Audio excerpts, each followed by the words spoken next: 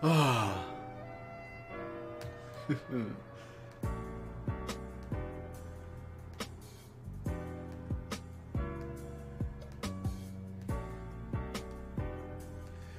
Here we are. Gee, wouldn't it be a shame if someone rated this stream?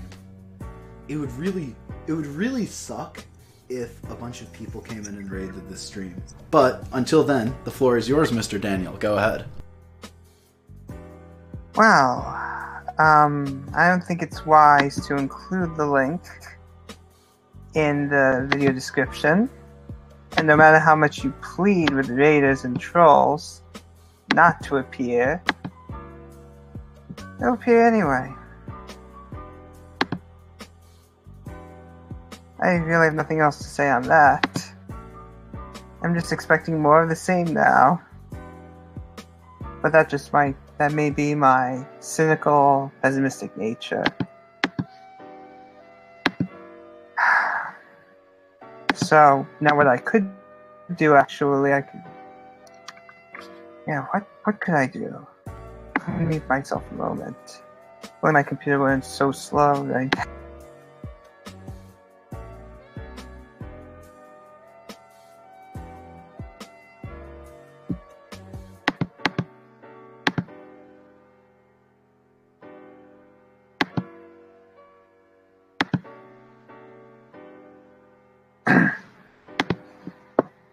I just realized my voice is nearly as high-pitched as Dr. Peterson's. Perhaps I shouldn't feel so terrible about that.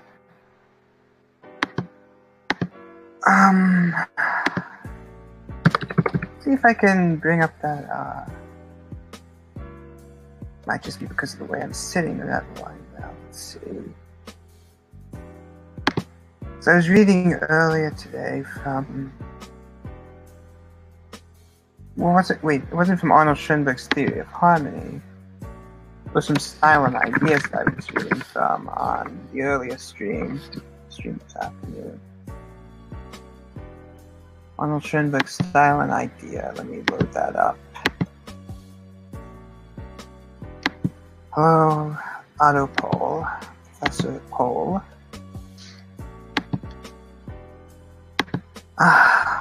Just waiting for things to load up on one's computer can be a nerve-wracking experience.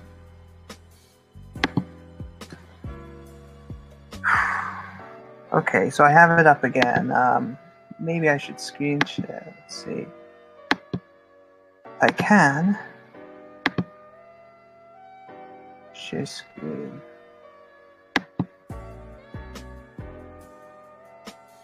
Oh dear. Just the application window. There we go. And screen sharing. Okay. This is what I was reading from earlier today. This is a series of essays by Arnold Schoenberg, the Austrian Jewish avant-garde composer, and let's see. It's page 54. This is the essay from which I was reading Brahms the Progressive. Now, of course, the main problem with reading through an essay like this on a live broadcast is that if you're not screen sharing, and I was not screen sharing, you lack the context that's provided by the sheet music examples, if you will, the musical examples that are referred to constantly throughout the text. That's unfortunate, I think. Perhaps I should have screen shared when I read through it earlier. But I will stop screen sharing and I'll just wait for others to join. So I am not so particularly skilled at carrying the weight of an entire live broadcast like this.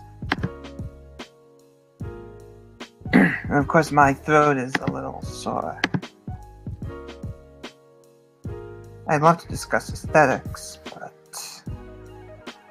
I'm sure someone like Prilita has plenty of better things to do. Maybe I'll have another opportunity.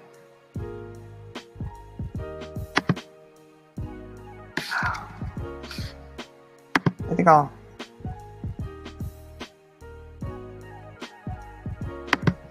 I'll mute myself for a moment.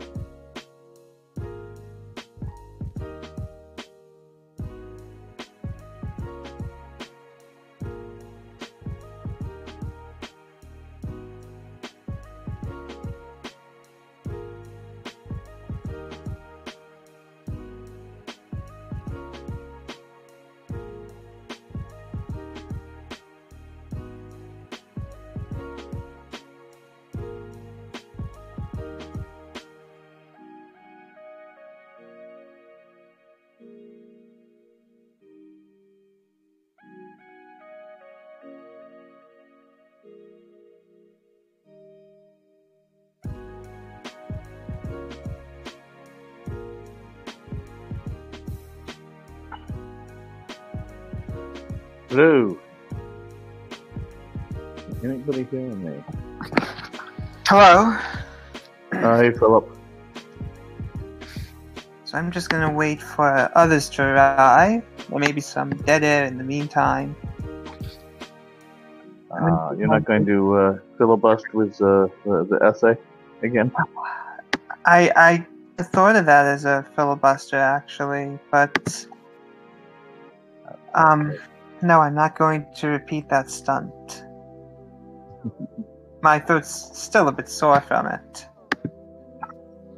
Particularly as I was reading somewhat quickly, and I probably garbled here and there. I was reading, so... Somebody here is having boomer tech problems over who's reading the chat.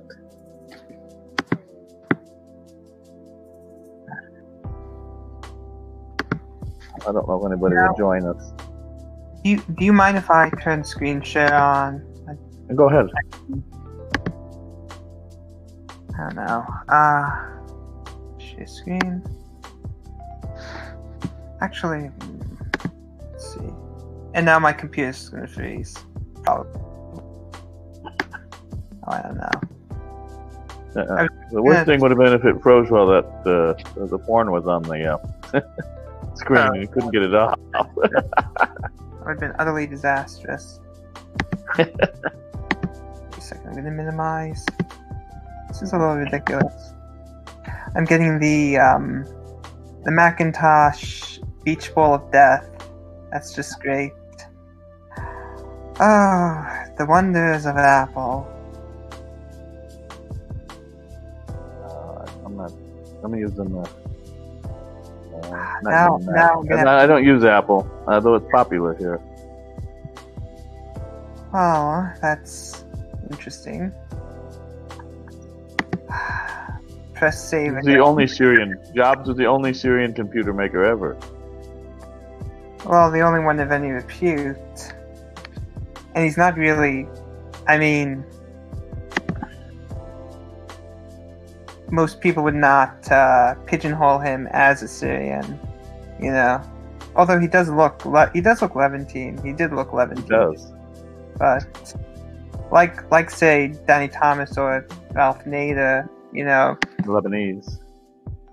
Yeah, he's in that Eastern Mediterranean club that isn't radically that doesn't look like the stereotype, you know, the particular Gulf Arab stereotype that people wrongly associate with Levantines as well, you know. I mean, and by people I mean Americans. Oh, okay.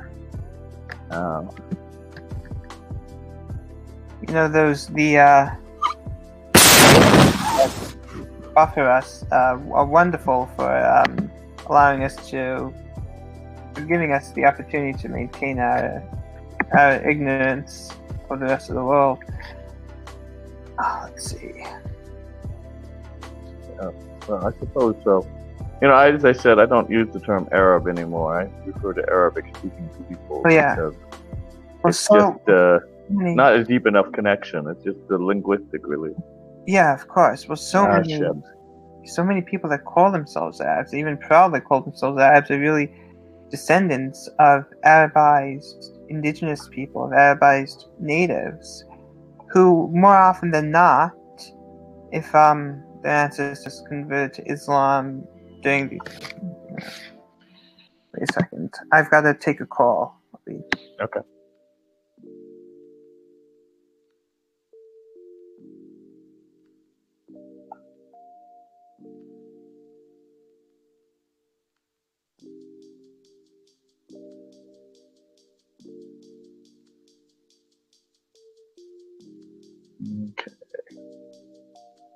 So, 10 people watching. Big audience. 11. One attempted raider. Like those people. Babs will be dealing with them in some sort of oriental matter as a fee. It just got raided. Did you see that guy sneak in? Special countermeasure 33. I don't know. That's some sort of Babylonian thing. So basically, as I was saying, of course, the whole system of patronage and clientage during those early Islamic conquests meant that a great many non-Arabs were gradually Arabized, because they were made clients of conquering Arab tribes, after all. So many conquered Arabs in the Levant and North Africa who carry these names aren't really Arabs at all, right? Well, it depends what you mean by Arab. I mean, wait, someone snuck assimilated. Someone snuck in and raided the stream? Yeah, there was one guy. On this one? No, that's excellent. That's excellent. I hope more come. That way I can... came in briefly and... If I screen... I'm actually encouraging raiders on this stream because I'm adding them to my database. For every raider who joins this stream, I can just simply look at their profile right now in Google Hangouts. Let's see. Oh, there's one.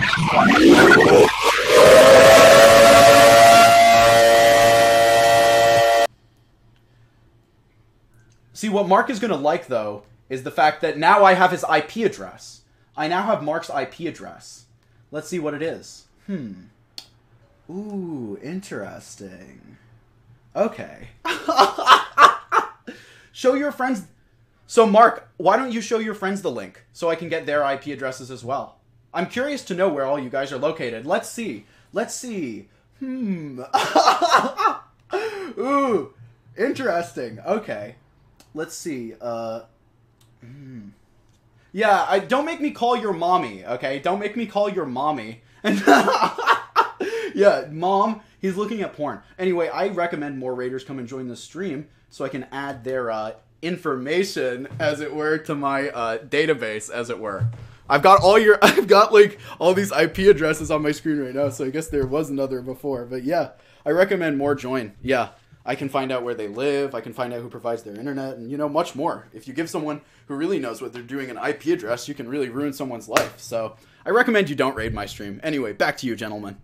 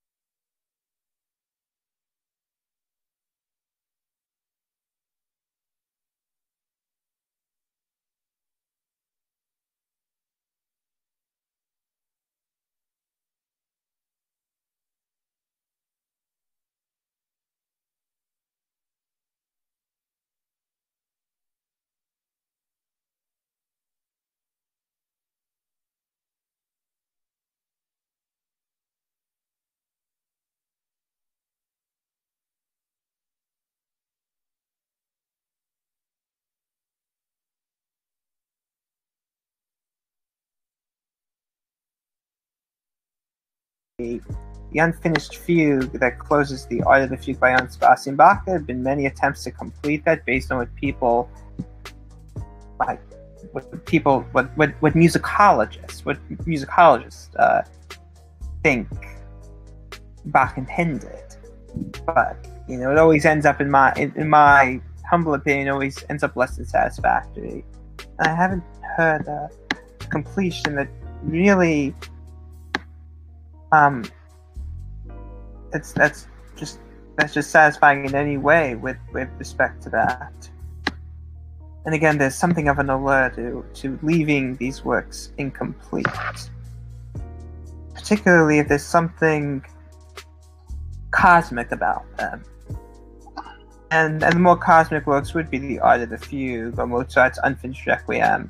They have this quality being late or final works and being incomplete that you can't really imagine them completed. They're a final testament, but if they had been completed, if they were to be completed, it would almost be like an affront to God, like a challenge to God.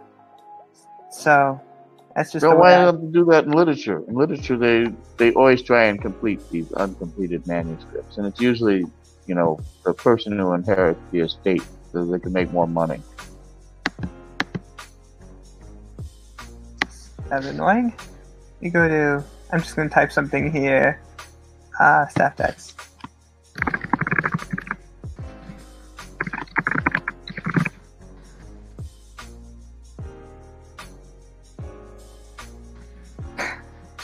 I should probably just facetiously add fourth wall breaking text like that to my scores. I mean, there's a precedent for that. But I think I'll turn off screen share now.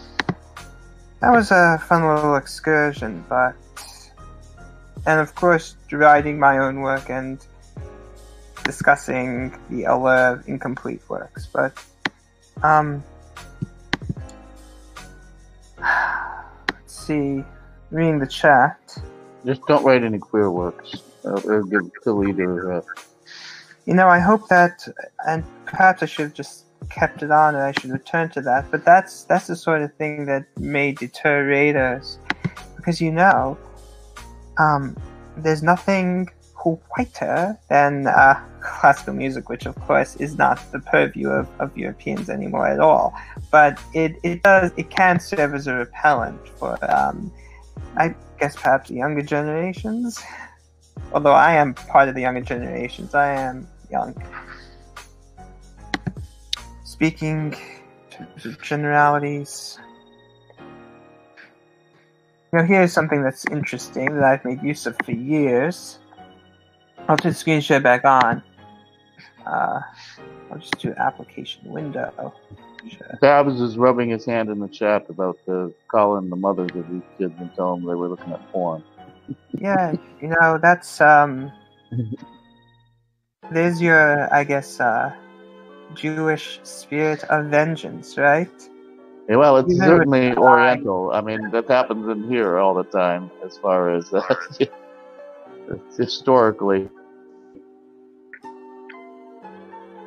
Okay, so here's a website that I make use of possibly every day. This is a sheet music library, basically, where you can find nearly every public domain and some non-public domain scored. And what's really interesting, I should have done that. Computer's a little slow. What's really great about this is that often long out-of-print collections are uploaded. And what that does, that allows you to track past publications by editor, and it can introduce you to composers you never would have heard of otherwise. So, for instance, you've never heard of these Three. Well, this is a somewhat familiar, not somewhat familiar name, but it's a vaguely familiar name. But these are composers I've never heard of. What's great about that? That just expands my world, even more than the scores that are created on the site. The scores themselves, the opportunity provided by the collections that are uploaded and introducing you to names you've never heard of. It's great, you know. The only place in the world I've encountered people as obsessed with music as you is Estonia.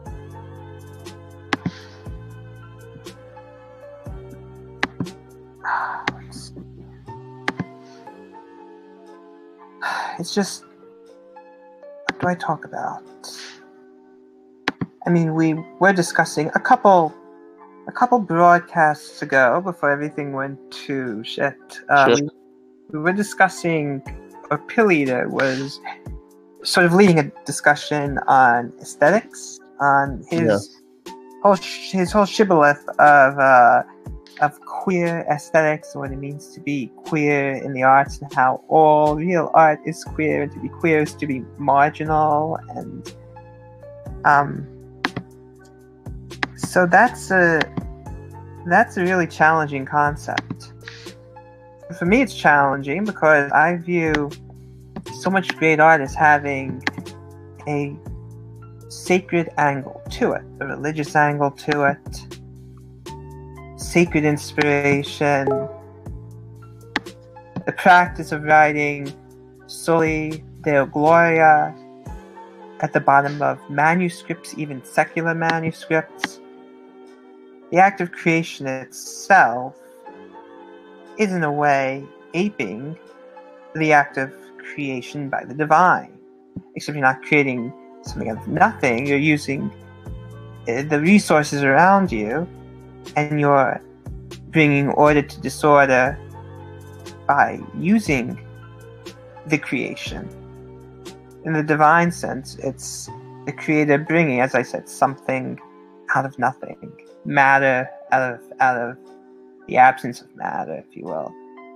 So, it's an impersonation of the divine act of, an impersonation of the divine act of creation, and it's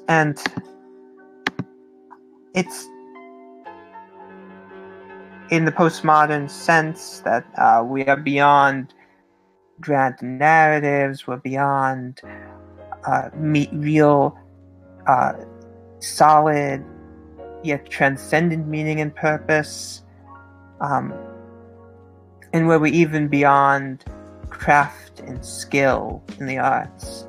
You know, this postmodern idea, it would only make total sense that what is at the margins, what is marginal, would be most valued. Now, I'm kind of torn because what I value in the arts is actually, while it used to be sitting at the summit of what was valued, of what was deemed precious in the arts, what I value is deemed marginal to some degree. I mean, you need only look at what is promoted now, what is promoted in this milieu at this current time by our elites.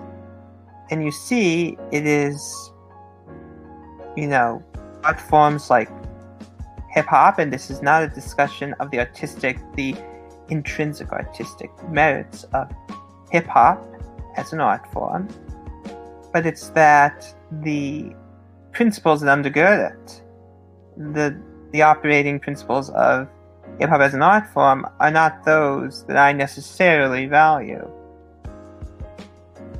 And so the art that I do value, that used to be at the bedrock of our civilization, is increasingly seen as marginal. If it's co-opted, or if it's shown any sort of reverence, it's a kind of ironic reverence, where it's co-opted for political, for political reasons, particularly identity politics, the way that, and there's nothing wrong with diversifying the classics per se, but the way, you have a Beyonce music video, for instance, which has dancers twerking at the Louvre. That's what it's reduced to, basically. And the Beyonce video is the new high art, the new elite art. The art at the Louvre is increasingly assigned a lower tier. So that would mean that I, in my work, my interests, my values, my approach to aesthetics is marginal. Therefore, it would fall under the umbrella of pill eaters' queerness. And that is but this is really stretching the definition, isn't it? Aren't you just using it as a synonym for marginalized now?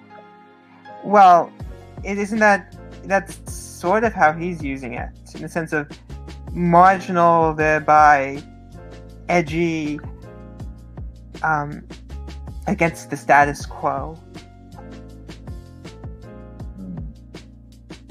Yeah, I mean, I always thought of it as rather just the simple old definition of it, referring to predominantly to male homosexuality. But I mean, as I said, I'm basing it upon a book in the 1950s by William Burroughs, where he titled it "Queer." It was the second of his autobiographical work. The first one was Junkie, about his addiction to heroin.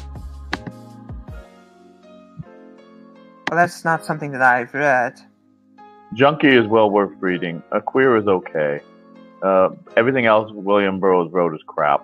So I wouldn't bother with anything else. Is William Burroughs related to Edgar Rice Burroughs? I'm just curious. No, they're two completely and totally separate people. Well, yeah, no, I was just curious. No, I mean, they're not. The families are not related. Oh. The Burroughs of the Burroughs adding machine is related to William S. Burroughs. Okay. Alright. That is interesting. I'm going to mute myself. The Burroughs was a beatnik, along with Ginsberg and Kerouac. I don't know much about Allen Ginsberg, to be honest. I never really got into the beatnik poetry. Never got into that cultural sphere. I do know that allegedly Michael Savage, the conservative video talk show host, went skinny dipping when he was younger with Allen Ginsberg. That is such a bizarre anecdote, but I think he revealed it in at least one of his books. I think he mentioned it on his radio show, but it's just the sort of thing. I guess it's just the sort of thing that you would expect from a nationally syndicated conservative. Well, the thing about the Ginsberg, not Ginsberg, the thing about the beatniks, I mean, is they're kind of like the alt-right. They're just a handful of people. So basically, it's Burroughs, Ginsberg, and Kerouac. It could just be, and this is hardly an original insight, it could just be that artists, even the most pedantic or academic artist, is more disordered or dysfunctional than the average, And the act of artistic creation is a way to bring order back to disorder, as I've said before, but a way to heal, or to try to bring about some repair of that dysfunction. So, yeah, you're not missing much. But Burroughs, when he wrote well, he wrote pretty well. So Junkie is not a bad piece of, I don't know, I guess we call it autobiography, creative nonfiction. Yeah, I'm going to see if I can invite a friend of mine who,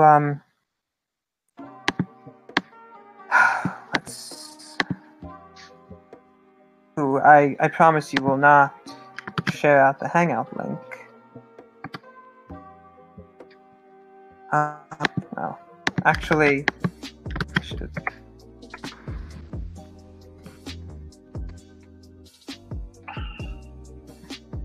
So, it appears that he's on Do Not Disturb mode on Discord, so he probably won't join.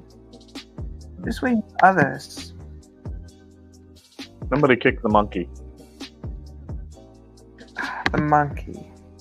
Well, the monkey is here, but he's not saying anything. Well, might be having... wait for a bit. I've got it set up now. Hello. Yeah, he's having microphone issues apparently. So unless Open again. Those, I'll just wait for Babs once he returns. Oh, Here we go. Babs, fix everything. it looks like this monkey person has managed to fix whatever Yeah. problem. I think I'm now adhering to the code of conduct. All right, Chris. Yes, Am I coming through? yes, we Yeah, we can hear you finally. All right. Well, the last time I was on, there was Jennifer was still here, and then, but only a few minutes later, everybody showed up again. So I can see we went on to music and art. Well, because Philip is a composer, yeah. Okay. But you can talk about anything. All right. Well, I guess starting with the last thing that I heard you were talking about and by the way, I followed the whole thing, the debate with Kyle and Rodney on the Kurdistan issue, and I recall you were speculating what it was really uncharacteristic from my point of view, from what I've seen of Kyle so far, to get so worked up over such a over that of all things. And it sounded like he said in a stream the following day that there was some Reddit user that he really respected who was Turkish, and so it almost sounds like he's ended up sort of swallowing the Turkish line on everything with that. And I don't know what exactly that's about. One thing that I get from him is that it does seem like he enjoys being a contrarian, and so there is that intellectual contrarian thing, and maybe that's what it was. I don't know. Was what he was arguing consistent with the Turkish, Turkish government position, Otto? Yes, well, it was consistent with the Turkish government position, but the Turkish government position is probably a minority among Turks that are educated and speak English. Most of those people are still Kemalist and strong opponents of Erdogan, so they don't take the same line.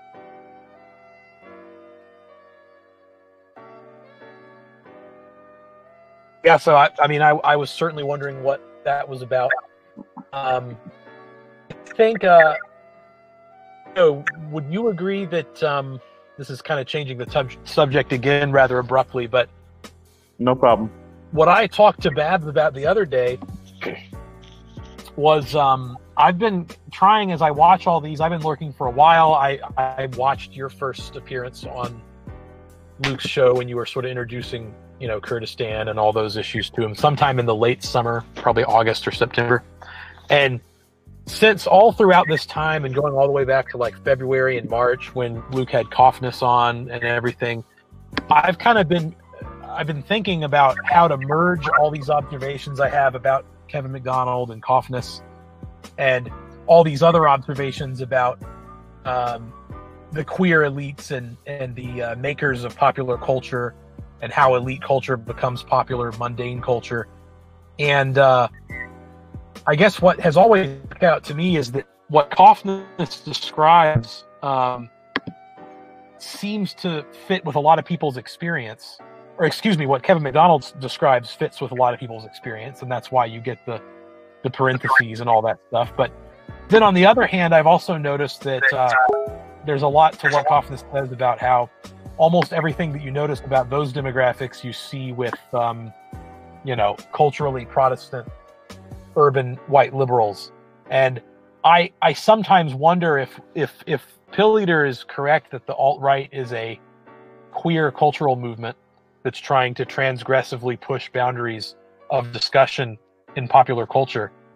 And it is one that gradually shifts into a hyper-normism. Like, it starts out as cutting-edge culture, but then over time, the ideas become watered down, and you get a much more normie-friendly variant of it, to the point where that's what people are pushing for, is the idea of returning to the ultimate normie situation of sort of a white suburban America. But then, of course, that doesn't work long-term, because you need the queer elite to be producing new elite culture that will become mass culture. And the failure of the alt-right is that they aren't doing that. And so the types of normies that have the lifestyle that the average alt-righter would want, of a married family with kids in the suburb, they're all just now getting into, what was cutting edge in the 80s, 90s about racial diversity and all that stuff. And so I wonder if those normies that are now making the bulk of the alt-right are reacting to queer elite ideas, whether it's an alt-right idea or an alt-right big tent idea, or whether it's an SJW idea. They're reacting negatively to that because they see it as queer. I saw that the other day when a bunch of people were debating Kyle about his very modest positive eugenics proposal. And they were almost feigning outrage. I found it really strange. Like, the way he was describing it, I honestly think was pretty straightforward, and I don't think it's anything controversial. If Richard Spencer had argued something like that, nobody would have had any difficulty with it. But there they were, and of course bringing up the Jew thing. And so I wonder if a lot of anti-Semitism is actually sort of a normie disgust with queer elite ideas. Does that make any sense? This is what I called Babs the other day talking about, and I do feel like it. Yeah, I don't know. Does anybody other than Andy Nowicki even call themselves alt-right anymore? Well, that's a good point. I mean, the term is certainly losing its but I guess for lack of a better term, the types of people like the. Okay, but even so, we're still talking like the beatniks. We're talking really a small handful of people, right? So their influence or loudness is way beyond their numbers. That's true, and so certainly looking at things like the anti-Semitism of Kevin McDonald is a very, you're talking about a very small cultural footprint. But I guess I'm kind of talking about it as a broader example of what happens when normies interact with elite culture that's gradually transforming into popular culture. When they see at any given time what's happening at the cultural elite level is always horrifying to ordinary people. Minchas Molbug talks about this. I'm not sure if you're familiar with Minchas Molbug. Yes, I am. I thought so.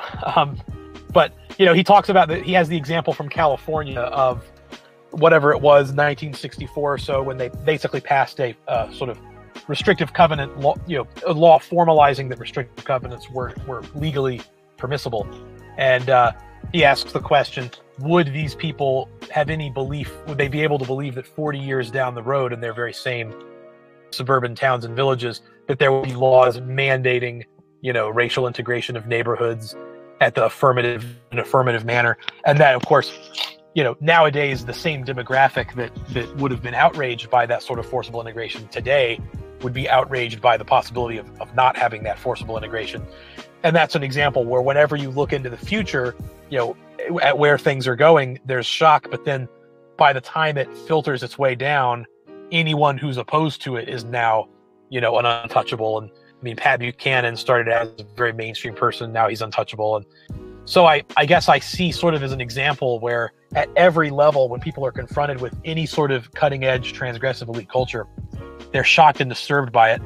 And so I wonder if what Kevin McDonald is seeing and what his followers are seeing, he's certainly been influential on some people, is like they're seeing something that's beyond their status quo and something that's within the queer space, and they don't like it, but they don't necessarily have a good counter argument to it. Does that? I don't know. Maybe I don't know. I tend to think of it as you see, certain middlemen minorities that are overly influential in various areas. Usually it's economic, because the indigenous population is generally able to maintain its political monopoly. So, right, like you've see, got the Chinese can dominate the economies in Southeast Asia, but they can't break into the political sphere except as kind of crony partners to the indigenous elite.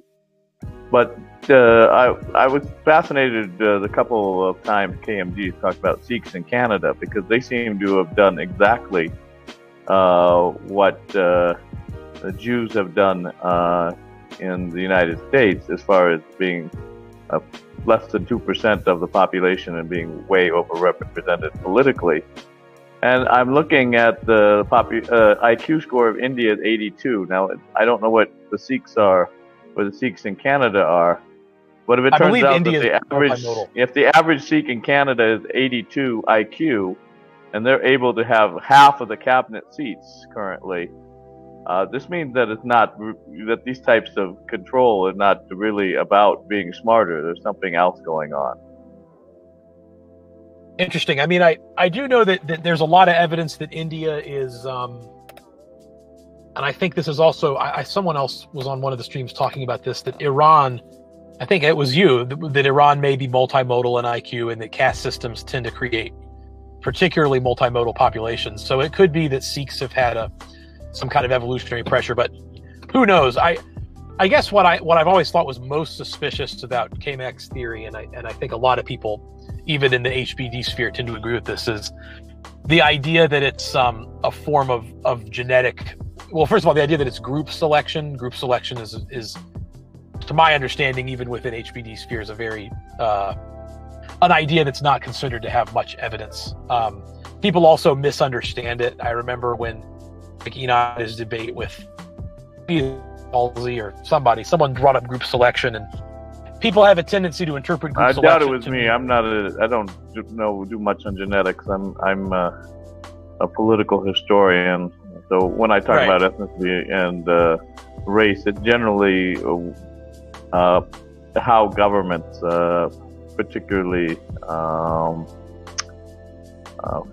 classify and on a legal basis these categories and how they operate. So I mean, I actually think in real terms, historically, race is more of a legal construction than it is anything else, even though there is obviously a social component and there's obviously a biological component. I guess and I mean that's often a difficult line for people to draw, is there's the common sense stuff, and there's reacting to the sort of censorship of the common sense stuff. But with Kevin McDonald, my understanding is that he was pushing a theory that was sort of played with in the early 80s about group selection, where rather than changing groups over time with evolutionary selection on individuals, that it can somehow affect whole groups at once. And my understanding is that the mechanism just isn't there. And then I think a lot of some of Kaufman's sort of low-hanging fruit critique, some of his low-hanging fruit critiques are things like the really high, out-marriage rate. And I mean, there's people that try to argue that the 70% out-marriage rate, that there's still some kind of, it still serves the interests of the group. But that I think is sort of begging the question. But I guess it's like, are Western Europeans with a relatively high verbal IQ, are Western Europeans with a high verbal IQ and a high level of intellectual nonconformity, are they meaningfully different in the terms of influencing culture, which of course is everybody's biggest concern with Kevin McDonald's thesis, is what we would consider negative anti-Western impacts on culture. It certainly seems like that's the main area of concern, and that people are less outraged by overrepresentation in finance in and of itself. It's that there's a perceived divergence of interests, and how much of that overrepresentation and the shaping of elite culture. I mean, that's where I actually see the most plausibility that it's just a distribution of population rather than an intrinsic difference of groups. And this is what I was talking about with that. Like, when you get to know high verbal IQ, low conformity white people, especially the sort of Germanic and Mediterranean type, they tend to be a lot like Jews and tend to be interested in a lot of the same intellectual arguments. Would you say that's true? I don't know. Maybe if you're in urban areas, but I mean large numbers of these populations are not in the eastern or western coast urban areas. So there's a absolutely. So when you're talking about, for instance, the population in the United States of German descent, it's mostly concentrated in the Midwest, where there's far fewer large cities, and most of those people are not in those big cities. So big cities like Chicago and they're generally quiet. St. Louis tend to be other ethnic groups, but the smaller towns and the rural areas, kind of medium-sized cities that you see the people of Central and Northern European descent. Right. But I guess when you again, this may be in part anecdotal, but when those people do show up within a similar cultural space, they to me manifest in much of a similar way. And so I guess again, sort of making it a little bit more broad, I think that with most of these ideas that are outside of the mainstream, at least I think they have to have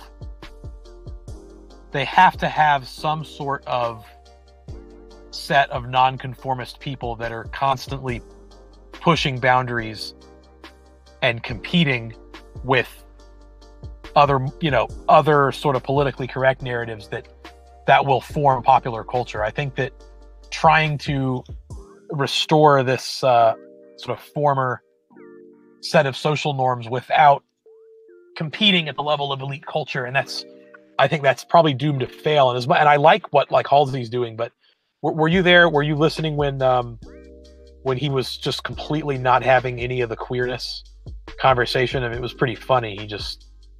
No, I think I was passed out. I think you were gone. On the one on Brundlefly. Yeah, I think it was on Brundlefly, and Pill Eater was there. It might have been Babs Cast, but Brundlefly was running it, and some of the Irony Bros were still there, and you ended up where they were just trying to explain. Of course, they don't just mean gay, and they were explaining that, but it was just too far outside of Halsey's social norms that he got the vapors and wasn't happy about it. It was funny. I mean, some people wondered if he was sort of feigning outrage because he's trying to push this sort of culturally normative, traditional conservatism. But I mean, it's the same. Yeah. I mean, there is this kind of tradition of, some of the far right movements having all kinds of people that are into sexual deviance. So certainly we saw this in the period of time immediately after World War II in France, where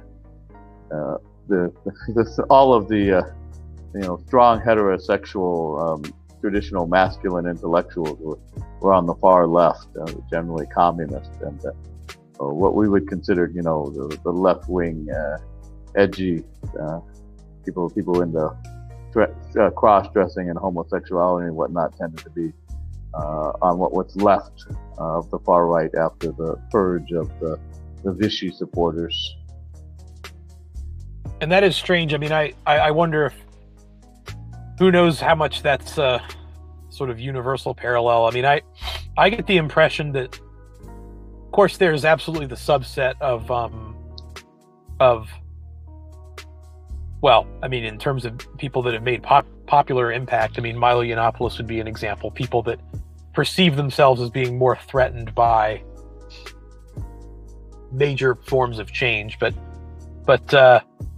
in his case, demographic change. But I wonder if part of that is also just the fact that you tend to have more sexual deviancy within groups of people that are highly nonconformist, and so that includes almost any culture makers, right? And so, I mean, there's the question of whether metapolitics is whether a right-wing postmodernism and metapolitics is even workable, whether it can whether it can compete at any meaningful level or whether it has to balkanize and tribalize. And I really don't know. I mean, it's an interesting question, and I'm glad to see it become prominent lately. I mean, do you think that the level of metapolitics and culture shaping, do you think that that's a level at which any sort of dissident right thought can compete at all? Maybe, I don't know, but I mean, I'm not sure there's a lot of people pushing for it necessarily. At least not a single homogenized vision of what it would look like.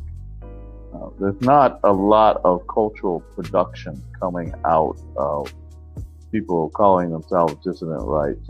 I mean, Andy Nowicki is a novelist, but you can count on like your hands, maybe the total number of people that I identify in some way with that intellectual direction that are actually producing any amount of decent cultural production. Things like art and literature and music.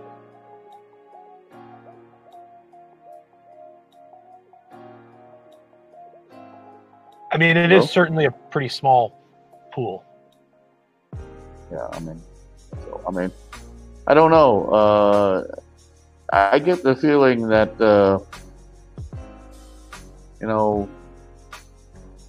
perhaps this idea of edgy transgression, it does have a sexual element, but I almost feel it's kind of like the loss of it being forbidden fruit has made it boring, right? If the sin isn't a sin anymore, if you don't have to do all the auxiliary things around it, right? It takes away all of the adrenaline, right? So like, in the old days, right, you had to like sneak out to the adult bookstore, right, and buy the pornography and then hide it. Right? There was a whole bunch of stuff connected to it that made it a lot more, this excitement in terms of adrenaline rush trying to do it. And so now, it's just open and normalized. It's boring, right? I mean, I think that's the part of it. Well, I think that's probably also an obstacle toward winning the culture war or the metapolitics war, is that for most people, what I guess people talk about, around 2016, it was people had a whole lot of fun with shit posting and all that stuff, and now, I mean, it's just like, I guess what we saw today about an hour ago. It's just stupid and boring, and there's nothing transgressive or interesting about it anymore. And for the degree to which the participation in any of this stuff was driven by a desire to have fun and be edgy, I mean, it's sort of inherently unsustainable. So that's the flip side of it, is that's been a complete failure. And I mean, you saw in 2017 that people thought that it was as simple as going and organizing and getting these really obvious messages about that they all agreed with everyone else on in these big echo chambers, and then they found out what it's actually like to be a political dissident, and of course it's terrible. And that's led to all this finger pointing and infighting. And so, from my point of view, it's almost like there were times in 2016 when I seriously thought that quite a few people that I know, if I just present the right amount of evidence to them about, you don't even have to go into any sort of identitarian ideology. You just have to present certain basic information, and you can get people to. I was, at least again, maybe I naively thought you could get people to change their views on a lot of things. But after that happened, it was just kind of like, well, there's a lot of people that I had even already started making progress with, and that just completely killed it. And there's I don't know if you saw the conversation I had earlier this month with Andy Nowicki, but I missed it. Okay, but it's still up there. I don't remove the streams. I'll check it out. He defined 5 things about the alt-right, but there was only one, which was basically a political platform. But it's one that I think has a pretty large audience beyond, not audience, base of support beyond anybody using the term alt-right or dissident right, and that was to end mass immigration from culturally incompatible countries into the U.S. and Europe. That would be kind of the right-wing equivalent of making Medicare and Medicaid universal for the Democratic Socialists.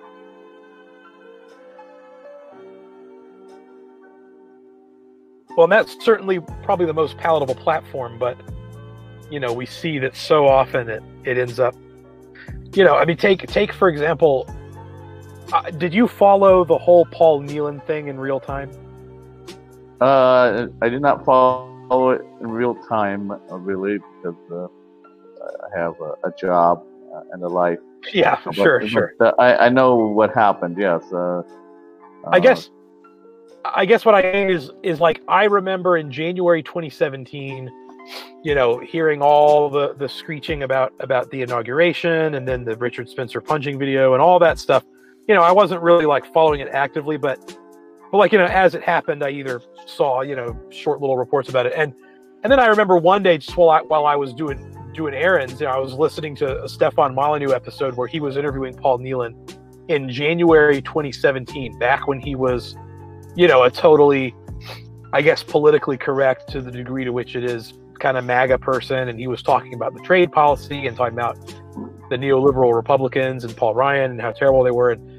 And he came across, I just remember thinking like, wow, this guy's awesome. He comes across as really respectable.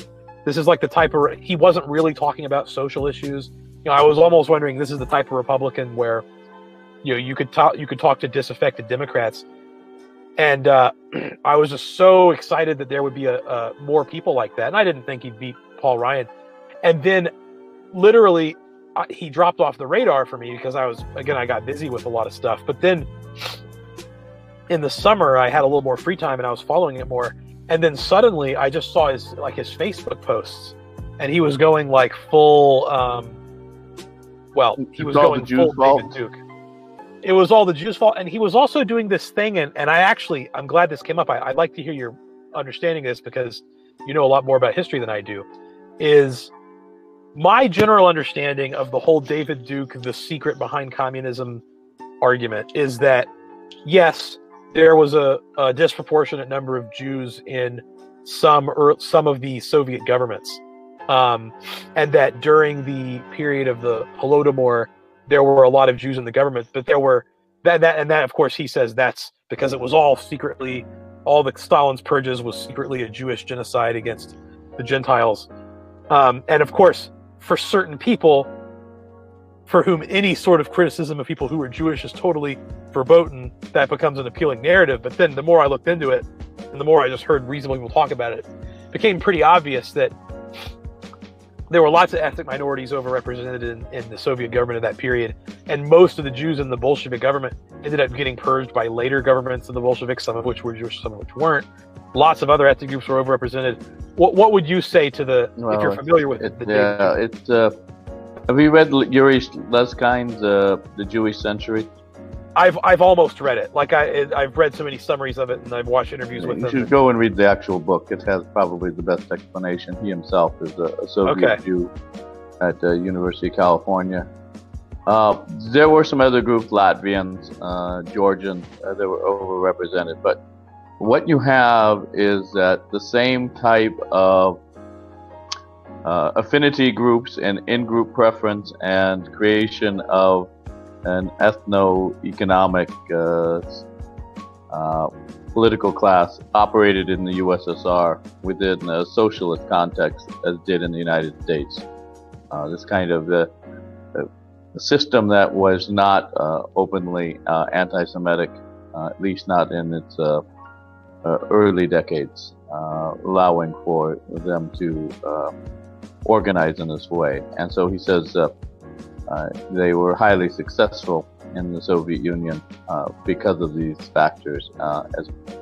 So what happens is, there are some other groups that are overrepresented in the government, particularly the dominant Russians, which is to be expected, and then Georgians who are around Stalin and Beria. But the only other group is really the Latvians, who formed a kind of a military centerpiece with the Latvian riflemen under Lenin.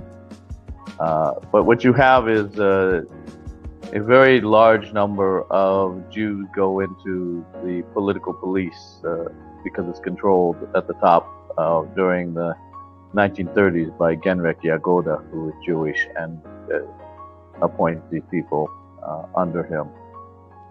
And that is when you have the forced collectivization in the Ukrainian famine at that time. But as Susskind brings out, policemen is not a real high status job. And in fact, it's always been written that the guards in the Gulag were just like one step above the prisoners themselves, or two steps above in terms of social status. So what happens is after they get removed in 37 and 38 from the political police, they kind of move into more prestigious but less,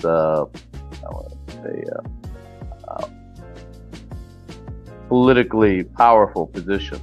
So they end up going into the sciences and academia. So you always have, until the Soviet Union collapsed, a great overrepresentation of Jews in the Communist Party, in academia, and in the most prestigious and highest paying white collar professions.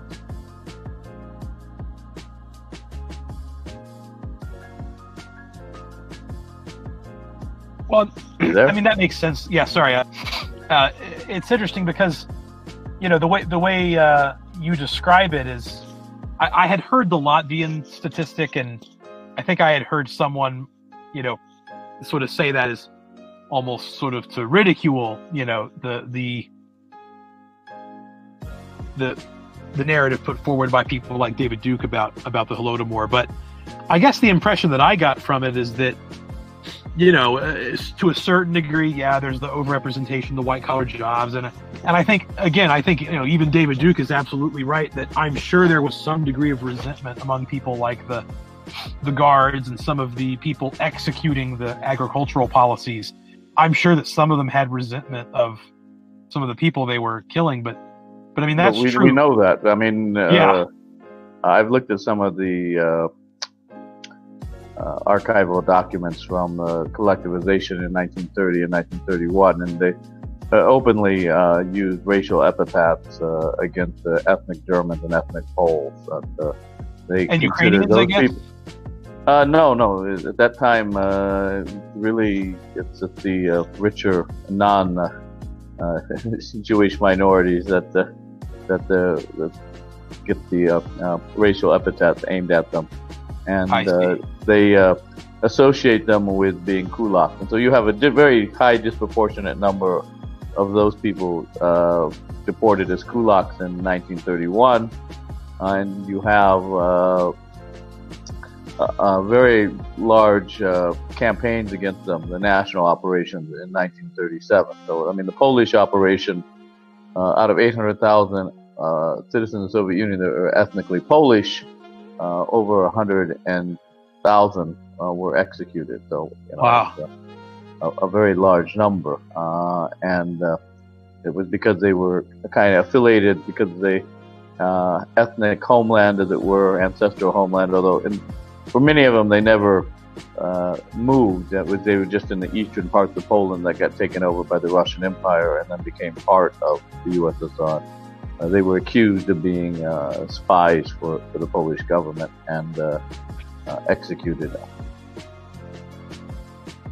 Well, and I guess it's like it's just really interesting because this is an area that I've learned about. I learned about it in college somewhat, but I'm pretty rusty on it. But like the nuanced way in which you describe it, where there's a recognition that things changed over time, there's a recognition that there were alignments between certain groups at certain times and not at other times, and all of those, it paints a holistic picture. But I can imagine that for someone like Neelan, who is a total normie, didn't I'm sure about Poland or Ukraine or any of these things, and then suddenly he gets something that has factual basis to it, but I'm sure is very curated, something like the David Duke theory, and he has those little kind of culty documentaries, those like videos he does, and the next thing you know, someone has all the answers, and he's presenting all this information. Like, I think the average American, certainly the average conservative American,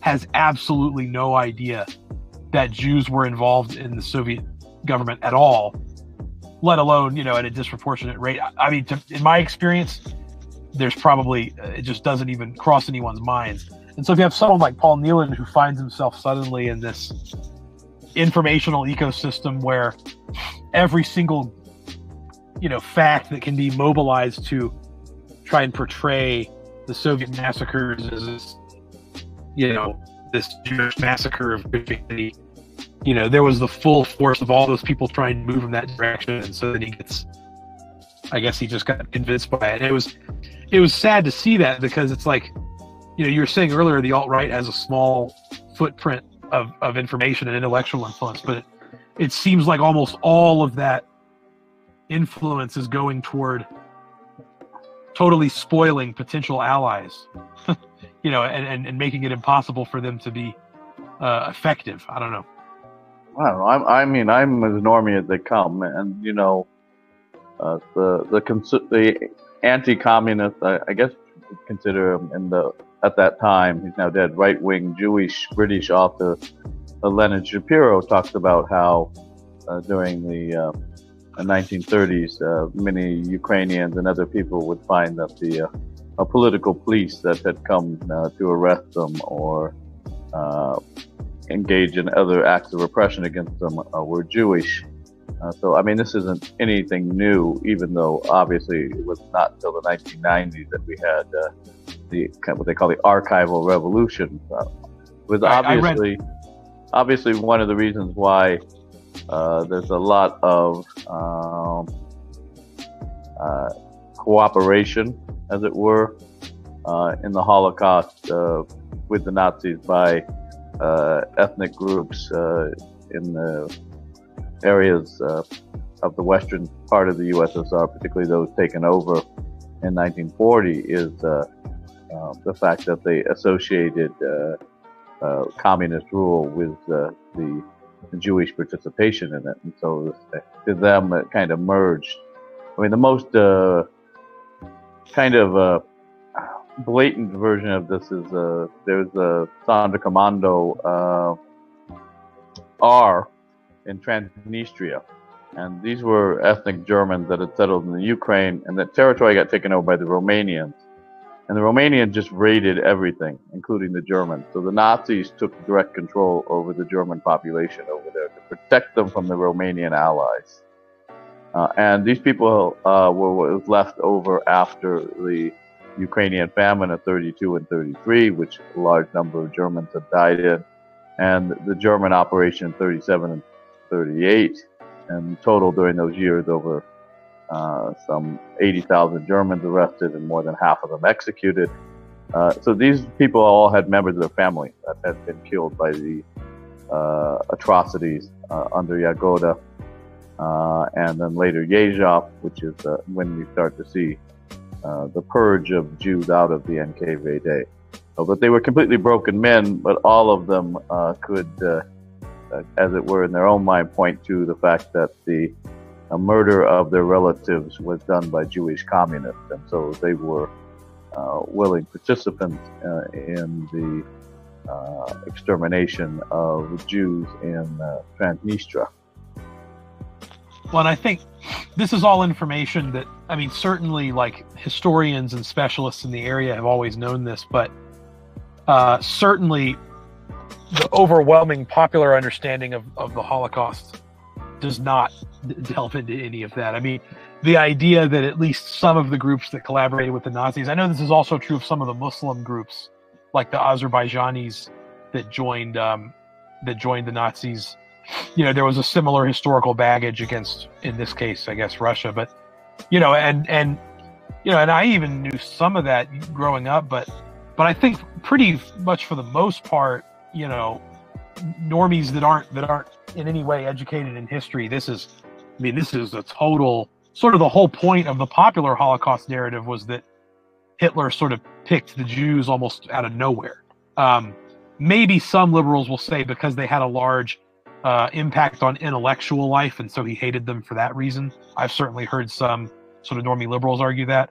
Certainly for the Christian conservatives, it's because the Nazis hated God, right? I mean, I think it's as simple as that for most of them. And certainly, I mean, Paul Neal and Patrick Little, to my understanding, come from the milieu of pretty straightforward evangelical conservative Christians. And so I'm sure that all of this information about the context of World War II and some of the competition between some of these groups, they had absolutely, I don't think they had any understanding of it. So then they got suddenly the magic key, and it really does seem like almost every normie that goes into politics with this point of view ends up very vulnerable to those sorts of there's got to be a word for it, but giving you a whole bunch of really specific information about one area within a topic you're not familiar with that gets you on this wild goose chase, I guess. Wow, that would be quite a word to come up with something that explained all of that. Haven't you? I mean, I'm sure, yeah, but you've probably seen it before. You see it with I certainly see health stuff, like when a new health comes out that's like don't eat lectins, or a couple of years ago there was some popular vegan stuff and paleo, and then you get this, and I've seen it countless times even with family members where people never paid any attention to their diet, people eat whatever, suddenly the body comes forward and gives a very convincing sounding explanation of why you need to eliminate lectins from your diet, and that's the source of all the Western lifestyle illnesses. And they cite some studies, but you have no context for evaluating them. And so suddenly you've got this, big magic key. I mean, you see a lot of gluten-free people doing that. And so, yeah, I mean, it's funny. The more I think about it, it would be kind of useful to have a word for that. I mean, to a certain degree, it's the magic key, but it goes beyond that, because it's like it possesses people. And that seems to be doing perfectly. There's no need for a COINTELPRO against the alt-right, because it does it to itself, right? It turns itself into a freak show. Well, yeah, I think there is some help pushing on it, but yeah, it doesn't really need the help. I mean, it's got enough people doing it to itself, even without extra assistance pushing it along. Yeah, but yeah, I'm not exactly sure why some people it seems to be particularly the issue of the so-called JQ, and this is why I brought up the SQ, because everything you talk about, overrepresentation in politics, overrepresentation in desirable jobs, clannishness, allegiance to a foreign power, they all can be also leveled at the 500,000 Sikhs in Canada. Yeah, I mean, and I guess there are. I mean, I'm sure there are people out there who sort of look at the market dominant minority thing, but certainly the people pushing the JQ argue that they almost invariably argue that there's something beyond it, and there's something to do about. I mean, that's another thing I find interesting is how many people promote Kevin McDonald, but do not even address the group evolutionary strategy part of the argument, which is perhaps like the most important part, because if it's not a biological imperative to undermine the host country, as I don't think he uses that terminology exactly, but that's what most sort of, freshly minted alt-right people would describe it as. I mean, if it turns out the group selection is impossible, and it turns out that, the statistics like the Ryan Falk the alternative hypothesis article had about the really high rates of outmarriage. I mean, I anecdotally know many Ashkenazi Jews that advocate the abolition of Israel. It's like, it's clearly not a very effective group evolutionary strategy. And if that turns out to be debunked, then I mean you're back to the square one, and the rest of what Kevin McDonald seems to say are just simple observations. Well, I mean, Greg Johnson has repeatedly stated, including in interviews with Luke Ford, that he thinks that Kevin McDonald should not have had the thesis of evolutionary strategy. That he should have just gone this was a history of it's just a straight up history. So you have this ethnic group engaging in these types of activities and members intellectually, but it become what we call a kind of ethnic history rather than one trying to fit it into the evolutionary psychology, biology, kind of meta explanation rather than a more culturally based explanation like Yuri Slezkine gives in the Jewish Century, which I think really is a much better model. I definitely think Slezkine's overall thesis is basically right. I mean, he's not perfect, but nobody is. But it sort of speaks for itself why very few people on the alt-right actually cite Yuri Slezkine, because his explanation he's Jewish. Obviously, of course, he's Jewish, but in a sense, you'd almost think that would make him the perfect one to cite, because it would be, you would be using him against interest, right? But I think the reason they don't is because if you go out there and have young people vulnerable to the JQ read Yuri Slezkine, they're not going to come out with an overwhelmingly positive image of Jews, but they're going to come out thinking of Jews similar to how they might think of Anglos or Germans or Italians. Yeah, some of them are allies, some of them are enemies. A lot of the ones that are connected to neoliberalism and to the global economic elite obviously are enemies, but you would end up being sort of ambivalent. And so I think you mentioned Greg Johnson, and there was someone else, there's certainly other people I've seen who have pretty much said from the get-go, read Kevin McDonald, but just skip all the Evo Psych stuff because it's not even taken seriously in Evo Psych. I know that Razib Khan, who I don't know if you're familiar with Razib Khan, he's not. Yes, I am. I thought so. He said similar things where he said, I'm not going to comment on all the stuff about history and culture, but I could be wrong, but I'd need to check. But if I remember correctly, he was pretty dismissive of the evolutionary psychology part of Kevin McDonald's thesis. But I guess it's like without that, you're just back to square one, and you're back to using conventional explanations of why these things happen. Just like you have to explain that with Sikhs in Canada, or Arabs in West Africa, or Chinese in Southeast Asia, or Germans in Eastern Europe before World War II, and all these other races everywhere that ended up in that position. And it just, I guess it's like it sort of destroys the magic key, and I don't know. I mean, you're talking about, is anyone actually out there controlled opposition? It makes me wonder, because nothing seems to destroy it. People like Paul Nealon early on, they seem to always end up going in some crazy self-defeating direction because of these magic keys. I don't know. So there is no magic key. That's the thing. That's the monocausal explanations do not explain the complicated historical phenomena that have multiple variables.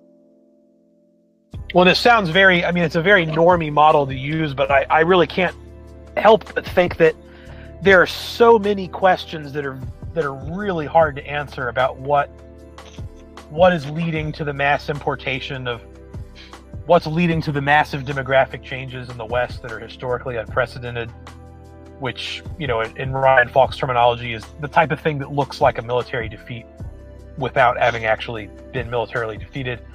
And some of these other very rapid cultural changes, what's causing that? It's happening in more than one Western country. There's a temptation to make it monocausal, but I think also people just want to avoid having to answer the question of what's changed. And it's a tough question. It's a scary question. And again, like I said, it sounds like such a cringy normie explanation, but if you really can just say it's the Jews, it makes it all so much easier. And I mean, I don't know if you ever listened much to the TRS podcasts, but no.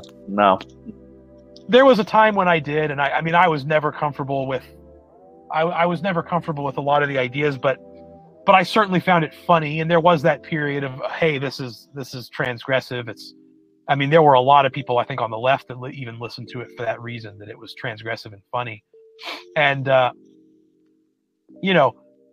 there was a level of sophistication that was there with a lot of the people on that show, especially early on, but even somewhat later, when they were still transitioning away from libertarianism, because they were almost all former libertarians, but like over time, they ended up really just saying stuff like "dude, it's the Jews." Like that was the full explanation, and they'd almost say it with sort of a sense of irony, where it's like, "Oh, it's funny that we're being so simplistic about it, but it's also true." And it really, I mean, have you noticed this phenomenon of people not being able to accurately characterize what they used to think? Yes. It's weird, isn't it? People are imperfect, and so we lose memory. But we also try and, if you change your mind, you try and you want to reconstruct into the present kind of a post facto justification. So you end up there's a lot of omission about the past. Like I feel like I, more than almost anyone else I know, except one or two other friends that are sort of a little bit autistic about some of these issues, I feel like I can explain what my views were at almost any point in history. But I also, I'll tell people, oh, the last time I went there was 2013, and they'll say, oh, why do you say the name of the year and not a couple of years ago? And I mean, Luke 4 does that too, and I think I've noticed. Yeah. So maybe I'm unusual in an analytical and mechanistic way of thinking, but I've noticed that very frequently people have. I mean, I know for a fact because I remember what they actually thought, and it was different from what they say. Sean Last has a blog post about this, and I mean, and it's just speculation, but like, there are people that used to be libertarians and who understood that, at least in theory, there are pretty good libertarian answers to like who would make the roads. Now, I'm not really a libertarian, but to pretend like that's never been addressed, even at a theoretical level, by libertarians, former libertarians do that. They make horrible arguments that they themselves in the past could have debunked. So I try to use that as a check against straw manning any belief system that I once held, which is a lot of them. I mean, I was a pretty normal college liberal, progressive Marxist. So, I mean, I've sort of, I can honestly characterize these, and so very frequently I'll even hear liberals and Democrats trying to make a straw man of like SJWs, right? Because they want to dismiss them. That seems to be, among mainstream progressives, in my experience, the usual attitude toward SJWs is they just have to find some excuse to just dismiss them and say that they're a joke. And of course, I tell them they're not a joke. They're serious. They're powerful, and they're coming after you. But of course they never listen. So I wonder if that's part of it, is that they've. And then the other thing I noticed, and this goes back to the culture thing, is, and this is true of some of my family, there are things that I personally remember them saying in like 2005 that they were laughing at as like crazy, extreme, purple-haired feminists that they now believe. Their opinions on Sam Harris, like I know liberals who, in 2005, they absolutely found Sam Harris really refreshing because he had a whole book bashing Christianity. They couldn't just dismiss him as a Republican because he wasn't. And they loved hearing a liberal take on radical Islam in a way they perceived as not being racist. And, they had all those views, and they said, look, there's nothing wrong with Muslims, but Islam has its problems. And then today, the same, I mean, literally arguments they made, they just completely dismiss today. And it's almost like I remember it better than they do. And they can't even characterize views that they used to hold. It's wacky. I mean, it really is. And you can see the culture shaping it because nobody notices the change. Like they all think that they always hated Sam Harris, and they all think that they always thought that any level of demographic replacement, regardless of the culture, would have no impact. And so, whenever I talk to these people, they tell me something like, oh, it's one thing to be trans, but the idea that trans children, the idea that there can be trans children, that's terrible. They have to wait till they're 18. And I've gotten this with family members who literally 2 years ago, they didn't know the difference between a transsexual and transvestite. And they're now saying, oh, the trans bathroom thing, anyone that's against that is beyond the pale. And I'll talk to, they're typically boomers, right? And I'll talk to these liberal boomers and I'll tell them, now wait a minute, slow down. Why are you against transgender children? Of course, they'll use a familiar consenting adults. What happens with consenting adults is not anyone's business. And then I'll present the argument and I'll say, look, and I personally, have met people in this situation. A lot of trans people who supposedly go through puberty as males, but then become the transition later. They end up with the worst of both worlds in terms of health outcomes because they have the high testosterone that predisposes them to heart disease, but they don't have the other healthy aspects like the muscle mass and everything. And so there's actually if you accept transgenderism, it is only a matter of time before you are logically defeated by arguments such as, if it's actually possible to be transgender and someone knows that they're transgender, and we know it because they identify themselves as such, forcing them to wait until they're 18 will just health problems that contribute to the outcome gap between transgender and cisgender people. That is the self-evident. That is the evidence, the manifest evidence of their oppression. And I'll tell this to these liberal boomers, and they'll say, oh shit, that's a really good point. And of course, it's like, just wait, we'll have this conversation again in 10 years, and you're going to be all in favor of transgender surgery. Well, the boomers, they may not be alive. Boomers are in their mid-70s now. Well, I guess the people I'm referring to are now in their early 60s, so they're late boomers. I mean, people born in the my mother was born the first year of the baby boom, which was the right after World War II, and she 45? She's almost 73. I mean, the year 1945.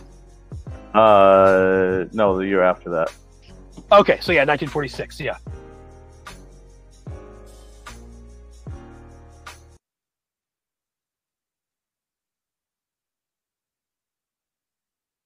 Is that boomer typically is 45 to 65, 1945 to 1965. Yeah. So, a lot of these people are still 60. But you're right. I mean, it is weird to think that they'll be 70 in 10 years. But 5 years, right? Talking to these people that are just now learning what a transsexual is, and questions like this ethical dilemma over transgender surgery on children, and the fact that waiting until after puberty disposes people to these health problems that are really, if you accept that transgenderism is real, like this is a real big deal, the fact that they've never even thought about it, it means that they're going to, I mean, this is why, of course, it's like mainstream liberals trying to resist SJWs. I mean, they're never going to win. You remember the other day when Kyle was talking about how the elite, basically why it is that the elite would ever have any interest in allying with populists and working class. And he was talking about how even though the elite have all this power over the working class because of the way society is structured today compared to in aristocratic times, the elite do not have physical dominance. They don't have physical freedom. They don't have the ability to occupy any space that they want, and they are afraid.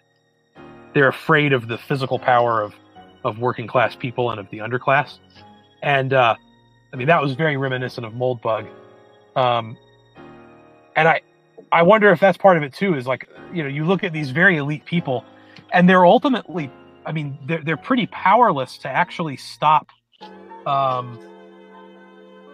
physical sources of violence. Like, I mean, when you look at American cities, it's like, I mean, we've only got one city that has basically one city that has a full-blown police state.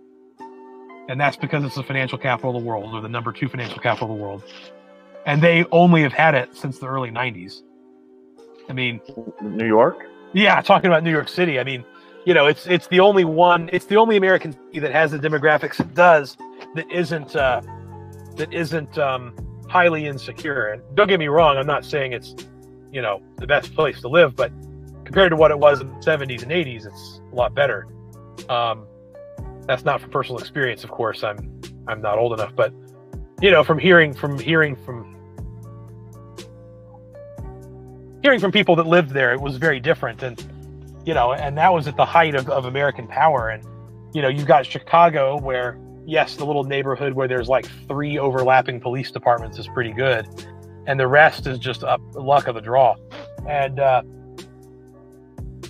it's very strange to me that people talk about the elite as being all powerful over society when the elite are borderline unable to maintain security in their own sanctuaries. And I think that's a big mistake for conservatives or anyone on the right to underestimate just how powerful ideology is for these people in their personal lives. Yeah, but something to be said for if we can control people's livelihoods, they're controlling what they eat, and that is always a much more powerful way to control people than physical violence. I have a book chapter I wrote with a Ghanaian colleague where I compared the German colonialism in Togoland, which was basically just brute force. They would go and every year raid to get cotton, with the British system, particularly in India for cotton, and the Russian system in Central Asia. And those systems relied upon debt, usury, and meant that the people had to turn all their crops over to growing just cotton on their land and mortgaging the land, which would then be taken from them by indigenous middlemen collaborating with the colonists if they didn't make the payments to pay the debt. So they were constantly in danger of starving to death.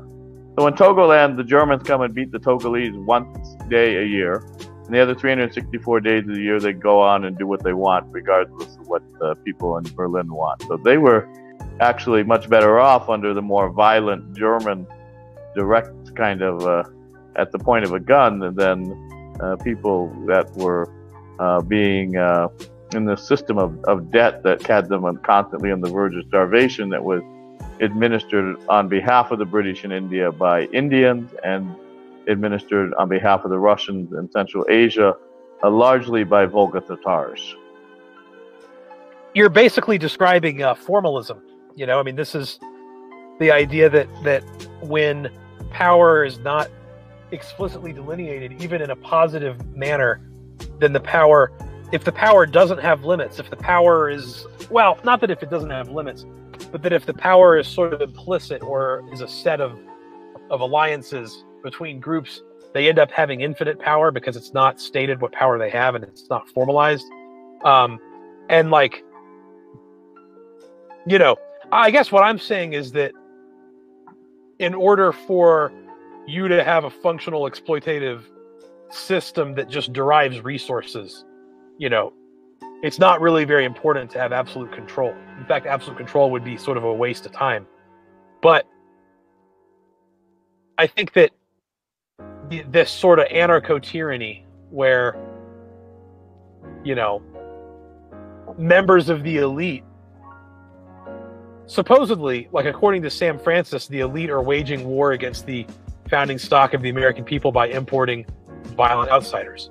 The problem with this theory is that pretty overwhelmingly, members of the elite, when you act, because when you physically talk to members of the elite and you bring this up, one of the reasons why they deny any of these things as social problems is because they are themselves very scared of these social problems. That's one reason they love the West. They love living in nice little mountain towns when they can and traveling to New York or LA. When they live in New York or LA, they want to live in the nice areas, and they really don't like gated communities, right? That's kind of become a bit of a tired refrain where if someone supports mass immigration, they must live in a gated community. And it's like, a lot of these people probably haven't been to California, where a lot of the places in California where these people live, there really are not gated communities. The community, there might be police, of course, but it depends. And they really don't want to live that way. They want to live the same way that the dissident intellectuals do. And they know deep down that they can send their kids to private school, they can send their kids into a special school district, but they know that they cannot ever actually argue against any of these policies that will change their living conditions. And so, I think that the idea, it's almost as if they're transitioning from being real elites to just colonial exploiters. It's like they're middlemen. They're like the colonial middlemen, but there's not anyone in charge. There's no directionality to it. I mean, maybe that's really the problem with all of this. It's not the Jews. It's not. I mean, of course, it's multiple things, but I wonder if a lot of this is the fact that people are just ending up in this position where nobody's really steering the ship. They're all just following the next step, and they're all following ideology to the next logical step, and just trying not to be the next victim. I don't know. Fortunately, as a historian, I don't have to worry about trying to answer that question. Yeah.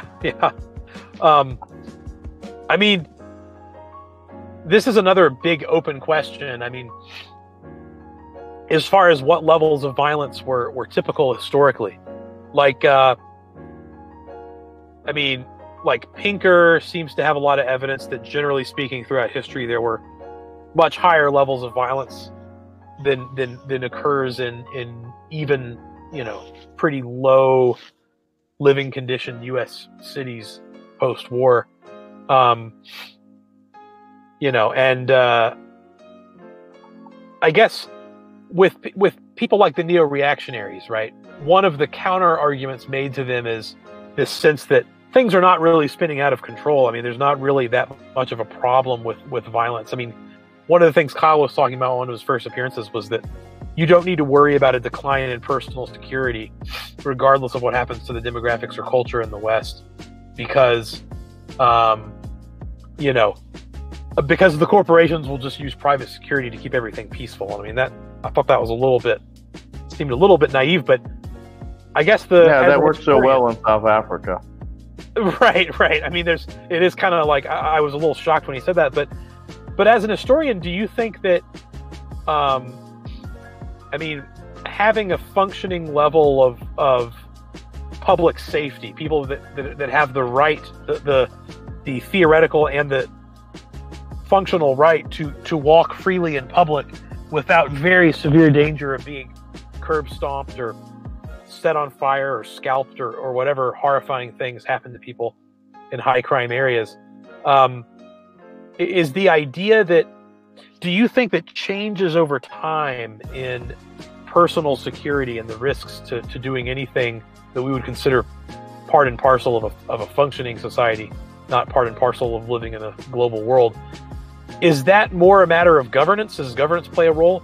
Or is it really just changes in populations over time? I mean, of course it's both, but how would you look at that? I mean, both. I mean, what you need to have a stable, legitimate, in the sense that the people being ruled recognize the state's moral right to rule.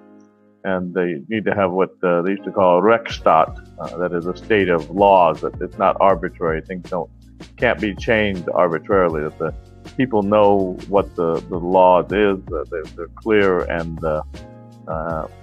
transparent and can therefore be understood and followed. Well, and that's certainly consistent with the idea that a breakdown in norms and a breakdown in respect for the rules and the perception of the state is legitimate, especially in the context of racialized conflict, is probably, to a significant degree, to the source of much of the instability and insecurity in American urban areas. But I certainly believe that regimes that have the will are pretty capable of securing the public space. Granted, of course, when you look at even Pinker, I mean, it implies this, implies that that powerful states sort of shape the populations over time. A good example is like, look at college campuses. Like right now, I'm in a parking lot on a college campus, and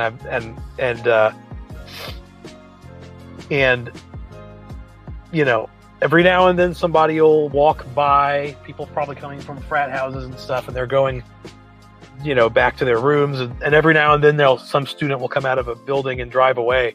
But at least once an hour, there's a police car that comes and does this full rotation of this area. It's constant. I mean, the whole place is crawling with police, and it's nowhere near as much as they have at like University of Chicago. But it's almost like we know for a fact that we can make that stuff happen as a society, because when people really need it to happen, they do, at least over a limited space. And that there's, there is a tipping point. Absolutely. There's a tipping point after which it's very hard to reestablish control, which is why the U.S. couldn't establish control over Iraq. Granted, if they had been willing to,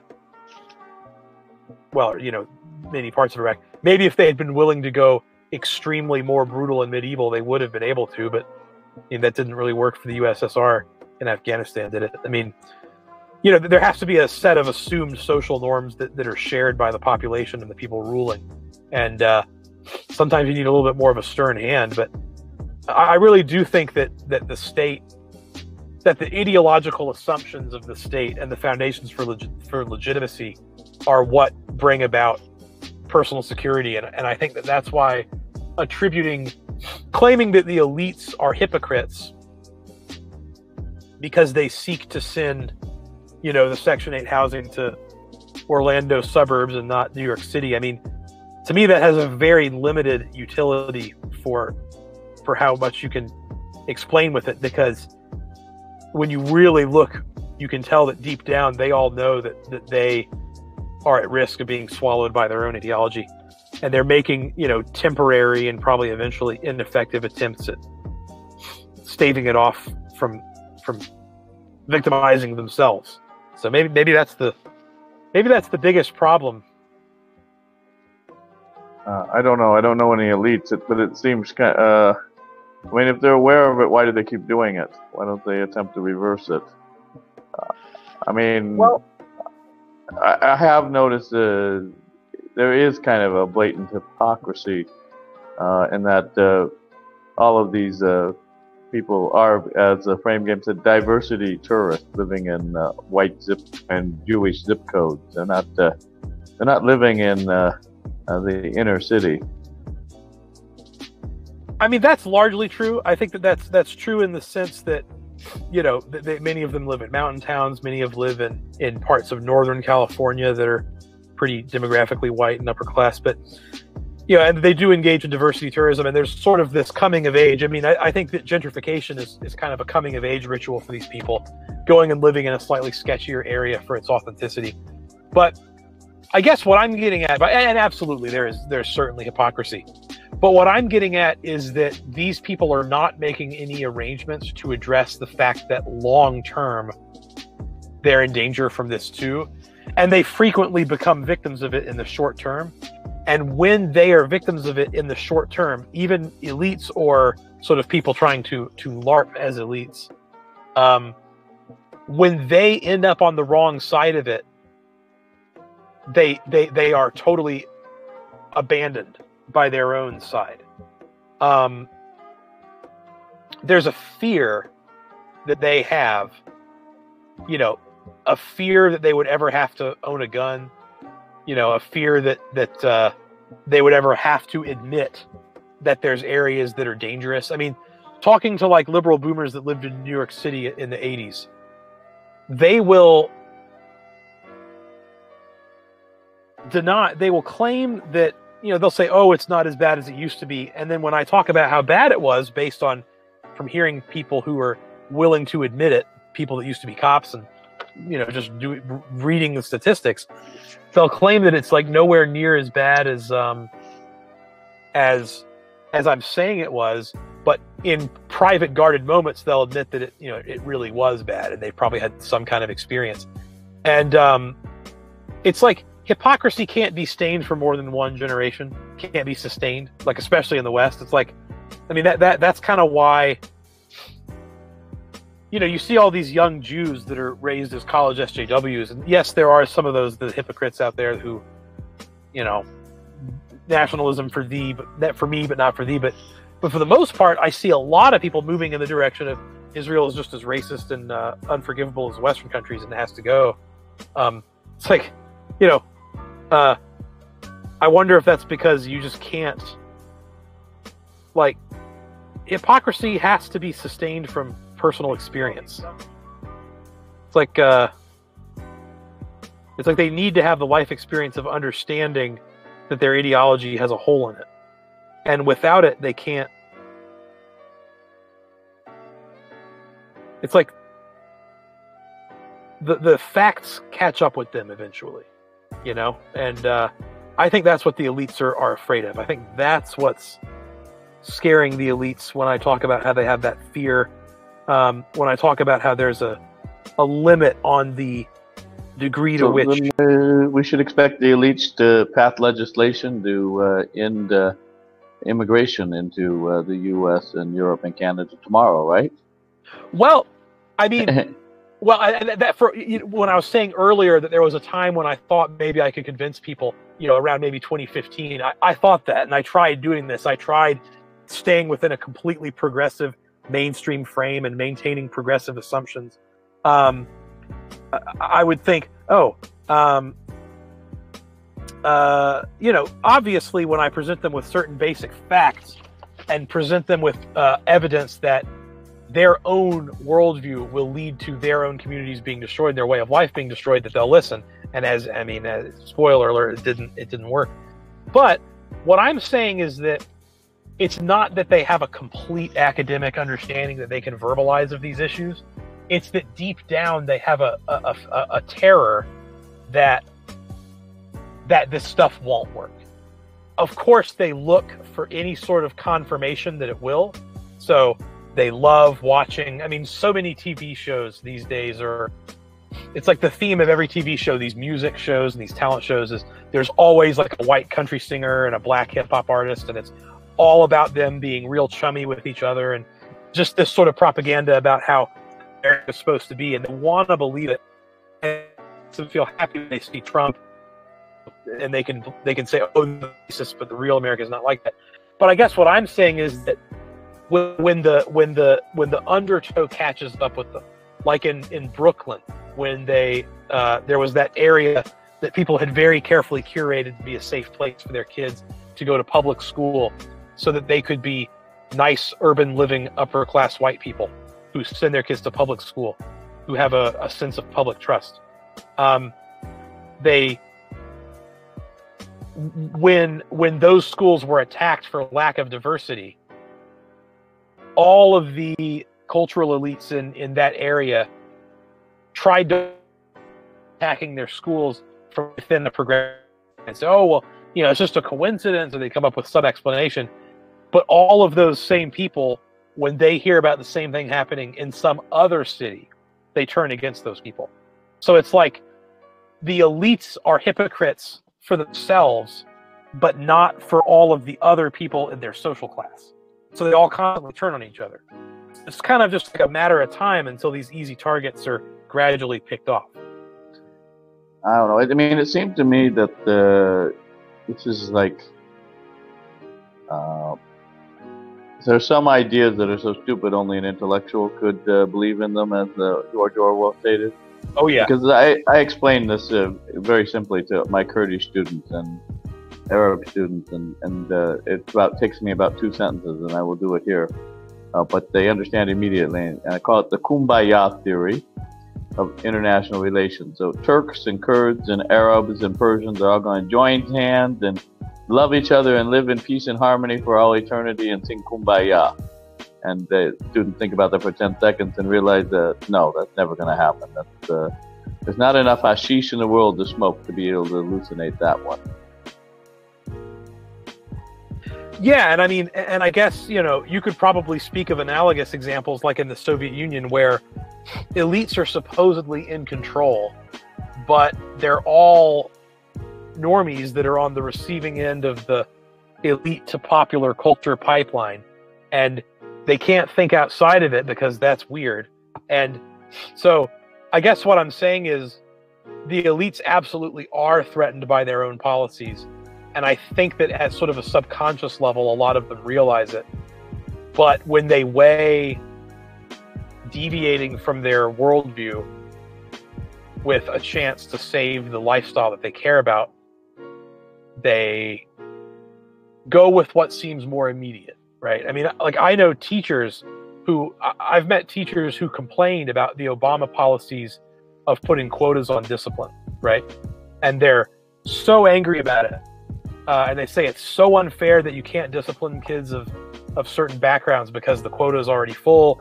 Then the remaining kids that are misbehaving realize that they can do no wrong. And then things get out of control and it's unfair. And then people blame teachers. And then, of course, they blame Republicans for all this, bizarrely enough, because they say Republicans are trying to blame teachers. And so that's why they're starting charter schools. So they'll get outraged at people trying to send their kids to charter schools to get away from these very policies they voted for. And it's kind of like they are absolutely getting swallowed by this, but they're within that ideological framework. And so they have no coherent way to reject it. And so it's like the elites are almost what makes the elites. The elites would potentially be better if they were truly hypocrites. Because then at least they would carve out some areas with formalized control, and that model could be used for others. But instead, the model that they practice on places like Ferguson, Missouri, or Orlando, that eventually becomes the model, and there's really not much, as far as I can tell, that they can even do about it. And I think that, of course, they get distracted by the confirmation trance of complaining about racism or finding anecdotes, but I guess what I mean is that deep down, they know that they're in trouble, but they just don't have an intellectual way to verbalize it. And that's why they don't, as your rhetorical question brought up, why they don't oppose the mass importation. They just can't come up with a way to rationalize it. And so the answer is you just hope for the best, The way you rationalize it is, this is not like new. The conflict in societies between groups that are constituted differently historically and culturally and have different interests has been going on for decades. And it's pretty apparent that once you get a group with 10% or more in the population, that it has the ability, therefore, to challenge the host society to further its own interest in a way that will bring about conflict, because it's now large enough that it can put up a significant struggle to advance its own interests, which are different from that of the surrounding host society. And this is something, as I said, when I bring this up to the students here, the idea that Turks and Persians and Kurds and Arabs will all get along somehow, they obviously recognize that that's a silly idea. Yeah. Well, and they're at a level where they're not very isolated from reality, but it's like for even like I've heard the whole ivory tower progressive thing, but then I've just met too many people in my professional training who went out and did forms of social work in communities where they really were getting shot at, and they risked all this stuff, and they are like the most extreme SJWs of all, right? Like they're so extreme because they're not hypocrites and they really did put themselves out there. Now, I guess they're still hypocrites in that they manage.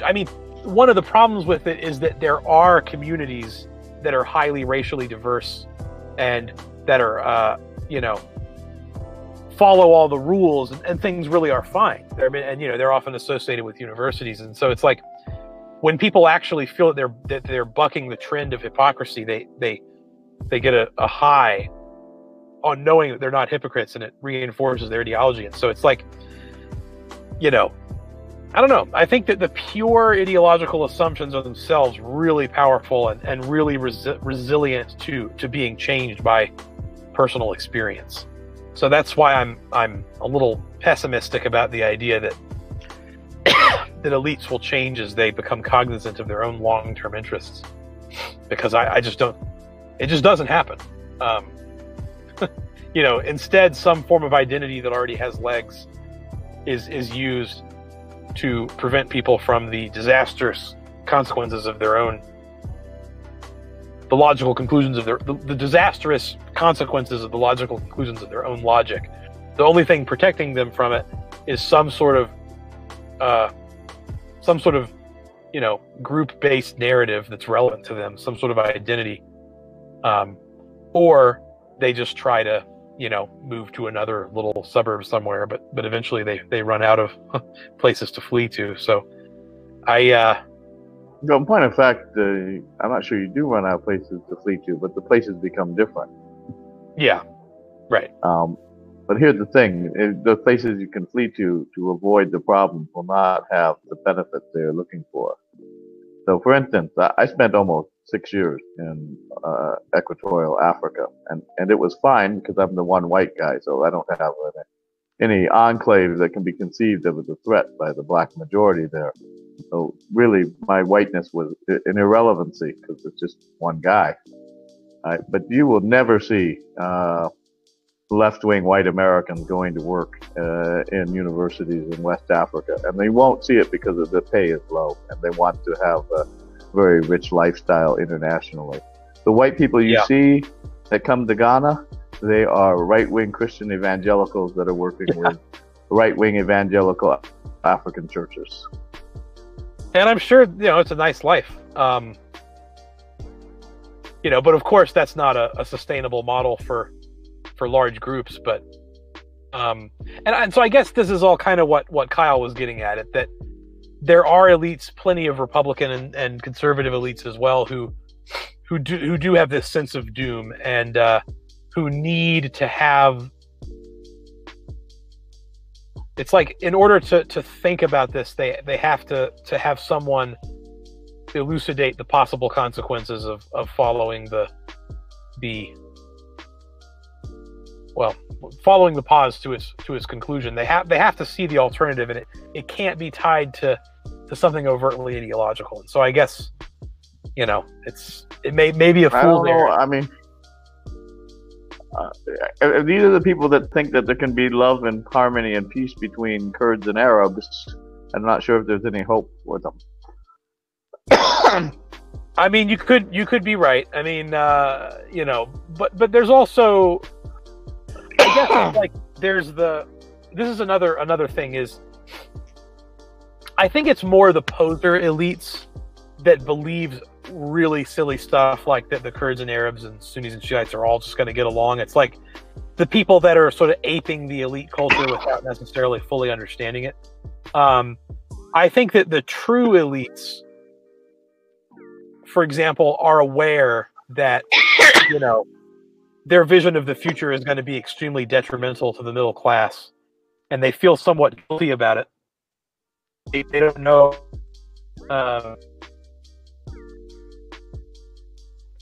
They feel guilty. Hello?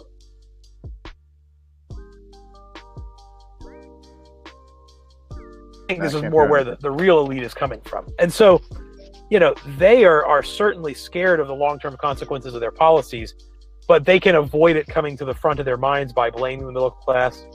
They can notice things like that large parts of California are basically okay for them. And so maybe that's where there is potential among people that are truly in the elite to be shown the potential of what a real elite looks like. People that are really in charge. And I certainly agree that the people that are completely at the level of only ideological headdress wearing, I would agree that they're lost. But the real elites, to the degree to which I've had any interaction with them, are typically more aware than people tend to give them credit for. Well, you have far more contact with these people than I have. Maybe we're defining them differently. I mean, it's. I don't want to go into some specifics, but there's certainly people that I know who, know people who know people, I guess. I'm just a pro. The people, like a lot of people that are academic elites that like work for the State Department. I've met some people like that, and they tend to be more like the poser elites, right? Where they're being overly literal about the ideology, and they're maybe not necessarily. They're like the elite, the nouveau elite. Mm-hmm. People that tend to know a little bit more, they it's like a lot of them are aware of the problems in Europe, but when you talk to them about it, they'll say stuff like, yeah, but I'm sure over time there will be greater integration. And then you say, you use the same points people have been pointing out for years, like, well, the trajectory is in the opposite direction, right? The trajectory is away from assimilation, and then suddenly, it's not even a matter of assimilation. oh yeah, it's integration was never even achieved. And in point of fact, in a situation like Germany, there wasn't even the idea that there ever should be integration. The 1961 agreement between the BRD and the Turkish Republic, the Gastarbeiter were to be temporary. They were to work and then go back home to Turkey, not stay and have children and grandchildren. Right, and then that's all been retconned. But it's like among people that are a little bit closer to that are at least approximations for the intellectual position of people in real positions of power. It's like I think that they are worried, and the fact that they're worried, but they don't really know how to verbalize it. And when it gets verbalized by someone like Trump, it reaffirms their desire that any concern over this is just something for crazy people. And that's why they love, I mean, have you seen those memes? There's a Facebook meme I saw recently where there's like a picture of some character from a movie and it says like, this is Ahmed Muhammad. He gets paid a bajillion, he gets paid £1 bajillion a day by the British government to rape British babies and eat them. Aren't you angry? Isn't it time for Brexit? Right. And they're like, people love sharing memes like that. And they love sharing memes about how, your conservative uncle shared something about how the government is, and they may find another example was when Trump shared those things from Britain First, some of which were like not real. It's like they love those fake memes because to them it confirms that like the concern about this, the concern is itself based on falsehoods, and they know that it doesn't actually prove the concerns wrong, but it gives them an emotional reason to detach from their long-term fear. Because I think that they are afraid. Yeah, but see, what they're trying to do here is to turn what I said, if you have a large group and it has collective interest, into somehow, that's somehow a demonization of every individual. Now, the best boss I ever had was Ghanaian, and he got me the job both in Ghana and here. But he said, and it makes perfect sense from his point of view as a Ghanaian, that they should build a giant statue to the mosquito in Ghana. Because the mosquito carrying yellow fever and malaria made sure that the average life expectancy of Europeans coming to the Gold Coast was 2 years, which meant that the Danish could not do in the Gold Coast, in Osu or Christiansborg as they called it, but what the Dutch did in South Africa and dispossess the indigenous Africans from their land. Interesting. I mean, I guess that fits with the idea that there are going to be these real hard limits that pop up, and no amount of ideological preening will protect people from the fact that they can't overcome those types of limitations. Now this is a man that hired a lot of white Americans and white Europeans to the department, had spent time in America and Europe, was not adverse on an individual basis to dealing with people of European heritage, but recognized, if you allowed 10% of the population of Ghana to become European, that it would be very detrimental to the existing black Ghanaians, of which he was a member. Right, and that's perfectly consistent with him, generally speaking, liking white people and treating them very well. This is another reason why I think it's unfortunate when people bash civic nationalism, and say, oh, it's okay as long as the people replacing us wear Trump hats. And it's like, but what they misunderstand is that the overwhelming majority of people that are pushing civic nationalism are at least an implicit level trying to protect the demographics along with the culture, and drawing a distinction between the group interests and the interests of certain individuals within those groups. And very rarely do you see anywhere in the world real racial nationalism rather than racialized civic or ethnic cultural nationalism. I don't think you see racial nationalism ever. I think you see racialized ethnic nationalism. That's what you saw in Nazi Germany and other fascist regimes like Romania under Antonescu, or Hungary under the Eurocross. That's what you saw in Rhodesia and in South Africa under the white minority regimes. I can't think of a single place where it's purely racial as opposed to a racialized ethno-national group. The division between out-group and in-groups in Germany was not white people and non-whites. It was Germans and people related to the Germans and the Untermenschen, the Slavs and Jews. And I mean, of countries today, certainly the one that would be the closest to a complete racialized ethnic nationalism would probably be North Korea, which I think most people wouldn't occur to most people, but Heimbach loves North Korea as a model. Yeah, which is funny. I mean, and North Korea is under a very specific set of unusual historical circumstances, and for most countries, the identity is a little bit more malleable at the margins, but it's a lot stronger. Something like Ghanaian identity, as you described, it's absolutely rock solid, and the idea that it's sad or it's mean that Europeans couldn't live there, or the idea that it would be mean to prevent complete family-based chain migration, right? Like, I'm sure he wouldn't mind if you brought your grandparent or your parents and grandparents and Well, I didn't bring my grandparents. I brought my parents for a brief visit. Yeah, but I mean, they certainly didn't come to live with you. I mean, No. And I'm sure maybe he wouldn't have had too much of a difficulty if your immediate family had come, but he would understand. My wife and daughter did come for a while. Yeah. Were they? And the idea of this massive family-based chain migration.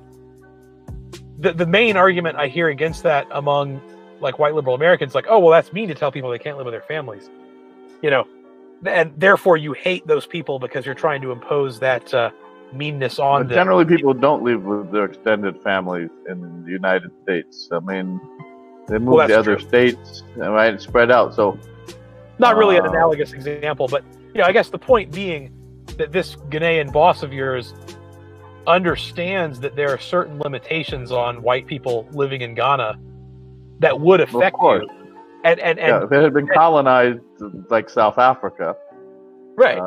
You would have had a massive dispossession of the land. That is, however they got it, buying it, forcing people off.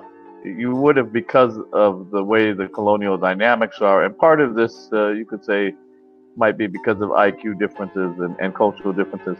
But we've seen historically in white minorities did this in Southern Africa and South Africa, Rhodesia, Angola, and Mozambique. And the reason it wasn't done in West Africa was because the average white guy showed up in West Africa, lived 2 years. So you couldn't get 10% of the population to be European. Yeah, right. And he so fondly points that out because he understands that one can recognize the threat posed by those people without hating them, and that's a distinction people in the West have trouble with, and that's ideology. I mean, that's an example of where, like as Kyle was talking about, if these ideas were floated at the elite level in a way that was not addressing broader questions that affect progressives, it's like there is a potential to reach out to the interests of members of that elite.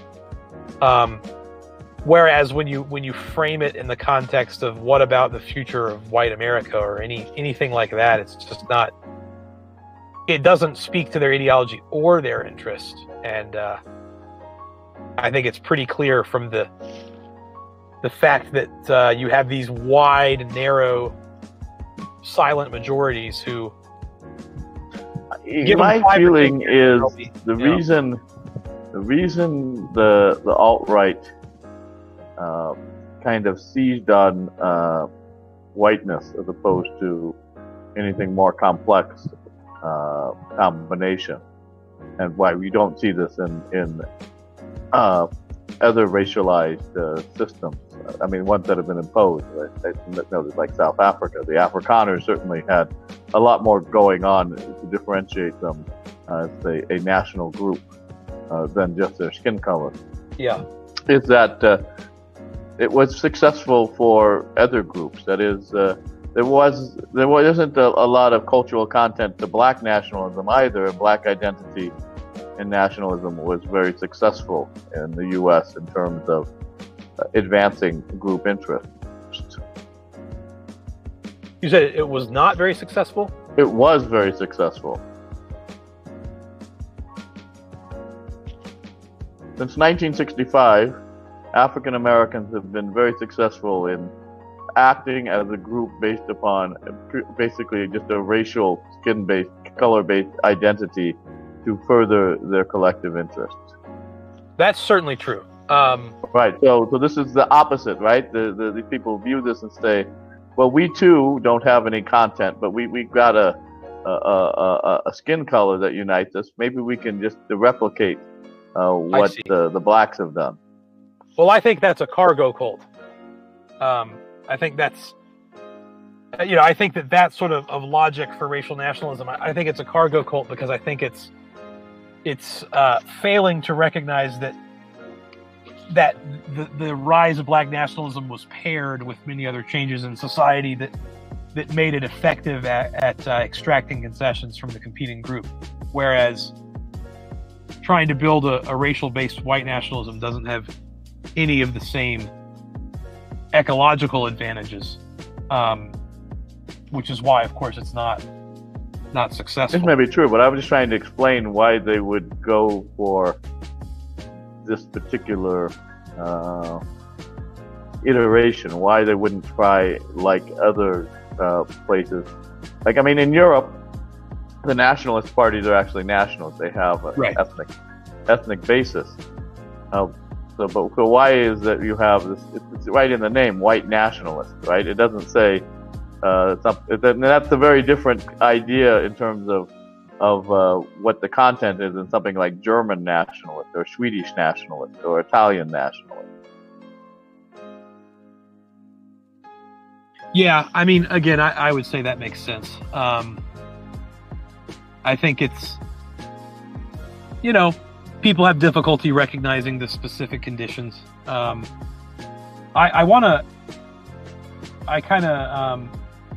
just looking at the chat here. I think there are some other,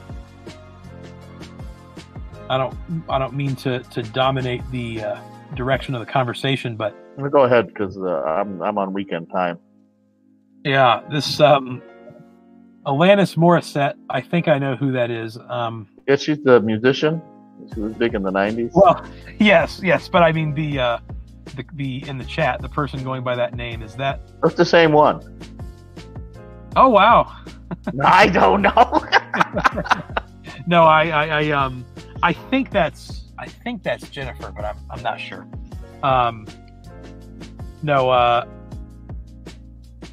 She says gun control is going to be brought up. These shootings will. If Trump ran on a tax-funded healthcare with a reform in mental health, he could snag a lot of people who would otherwise vote for gun control. Do you think that that's true? Well, what do you mean? This is... I guess what she's getting at is that people who are opposing Trump just on the issue of gun control. Well, there are funded health care with a reform in mental health. You can otherwise vote for gun control. Earlier, are we talking about people in the Congress? Well, I think people in the Congress, but also just people in general. There are a lot of people for whom gun control is an important issue. Many of whom, of course, oppose Trump but would have voted Democrat anyway. But I definitely think that when there's a groundswell of support for gun control, that's when you have Republicans cave. That's when you have people who are normally pro-gun, that's when you have them cave and try to look good. And so I think it's being discussed in the comments here as an example of something Trump should do to like reform the mental health system and sort of obviate some of the concerns of the gun control people. I just got back home and I've been listening, and this has been a great conversation. And Chris and Dr. Paul, it's so interesting having you guys on my show. I'm really looking forward to watching it over in full once I can see it without intermissions. But yeah, I was just out doing some family stuff. Unfortunately, I'm about to have to use my computer for something else, and actually, no problem. I'll let this go for, I don't know, maybe 5 more minutes or so that if one of you wants to continue this afterwards on your channel, you can feel free to do that and start setting that up now. So yeah, get your sort of last remarks in. I'm gonna let it go for like a good solid 5 to 7 more minutes. But so take your time. Sorry, I don't mean to cut it short. It's really a shame. No. I'm really enjoying listening to both yeah, of you. thanks for having me again. No. It's absolutely my pleasure. I just like to have interesting conversations out there so that, you know, everyone has the ability to listen to people from like all different places with all different perspectives and different backgrounds of knowledge, you know, come together and share that. So yeah, please take your time. All right. Any final thoughts for this stream? What's that? Do you have any final thoughts for this stream? I guess you know, to sort of quickly conclude about that question about gun control, I do think that there's definitely a lot of people out there sort of doing, you know, it's kind of just autopilot for them to be real big on gun control, and absolutely nothing will change their view on it. But I do think that in terms of preventing these cases where someone like Trump will cave on bump stocks and then that sets a precedent,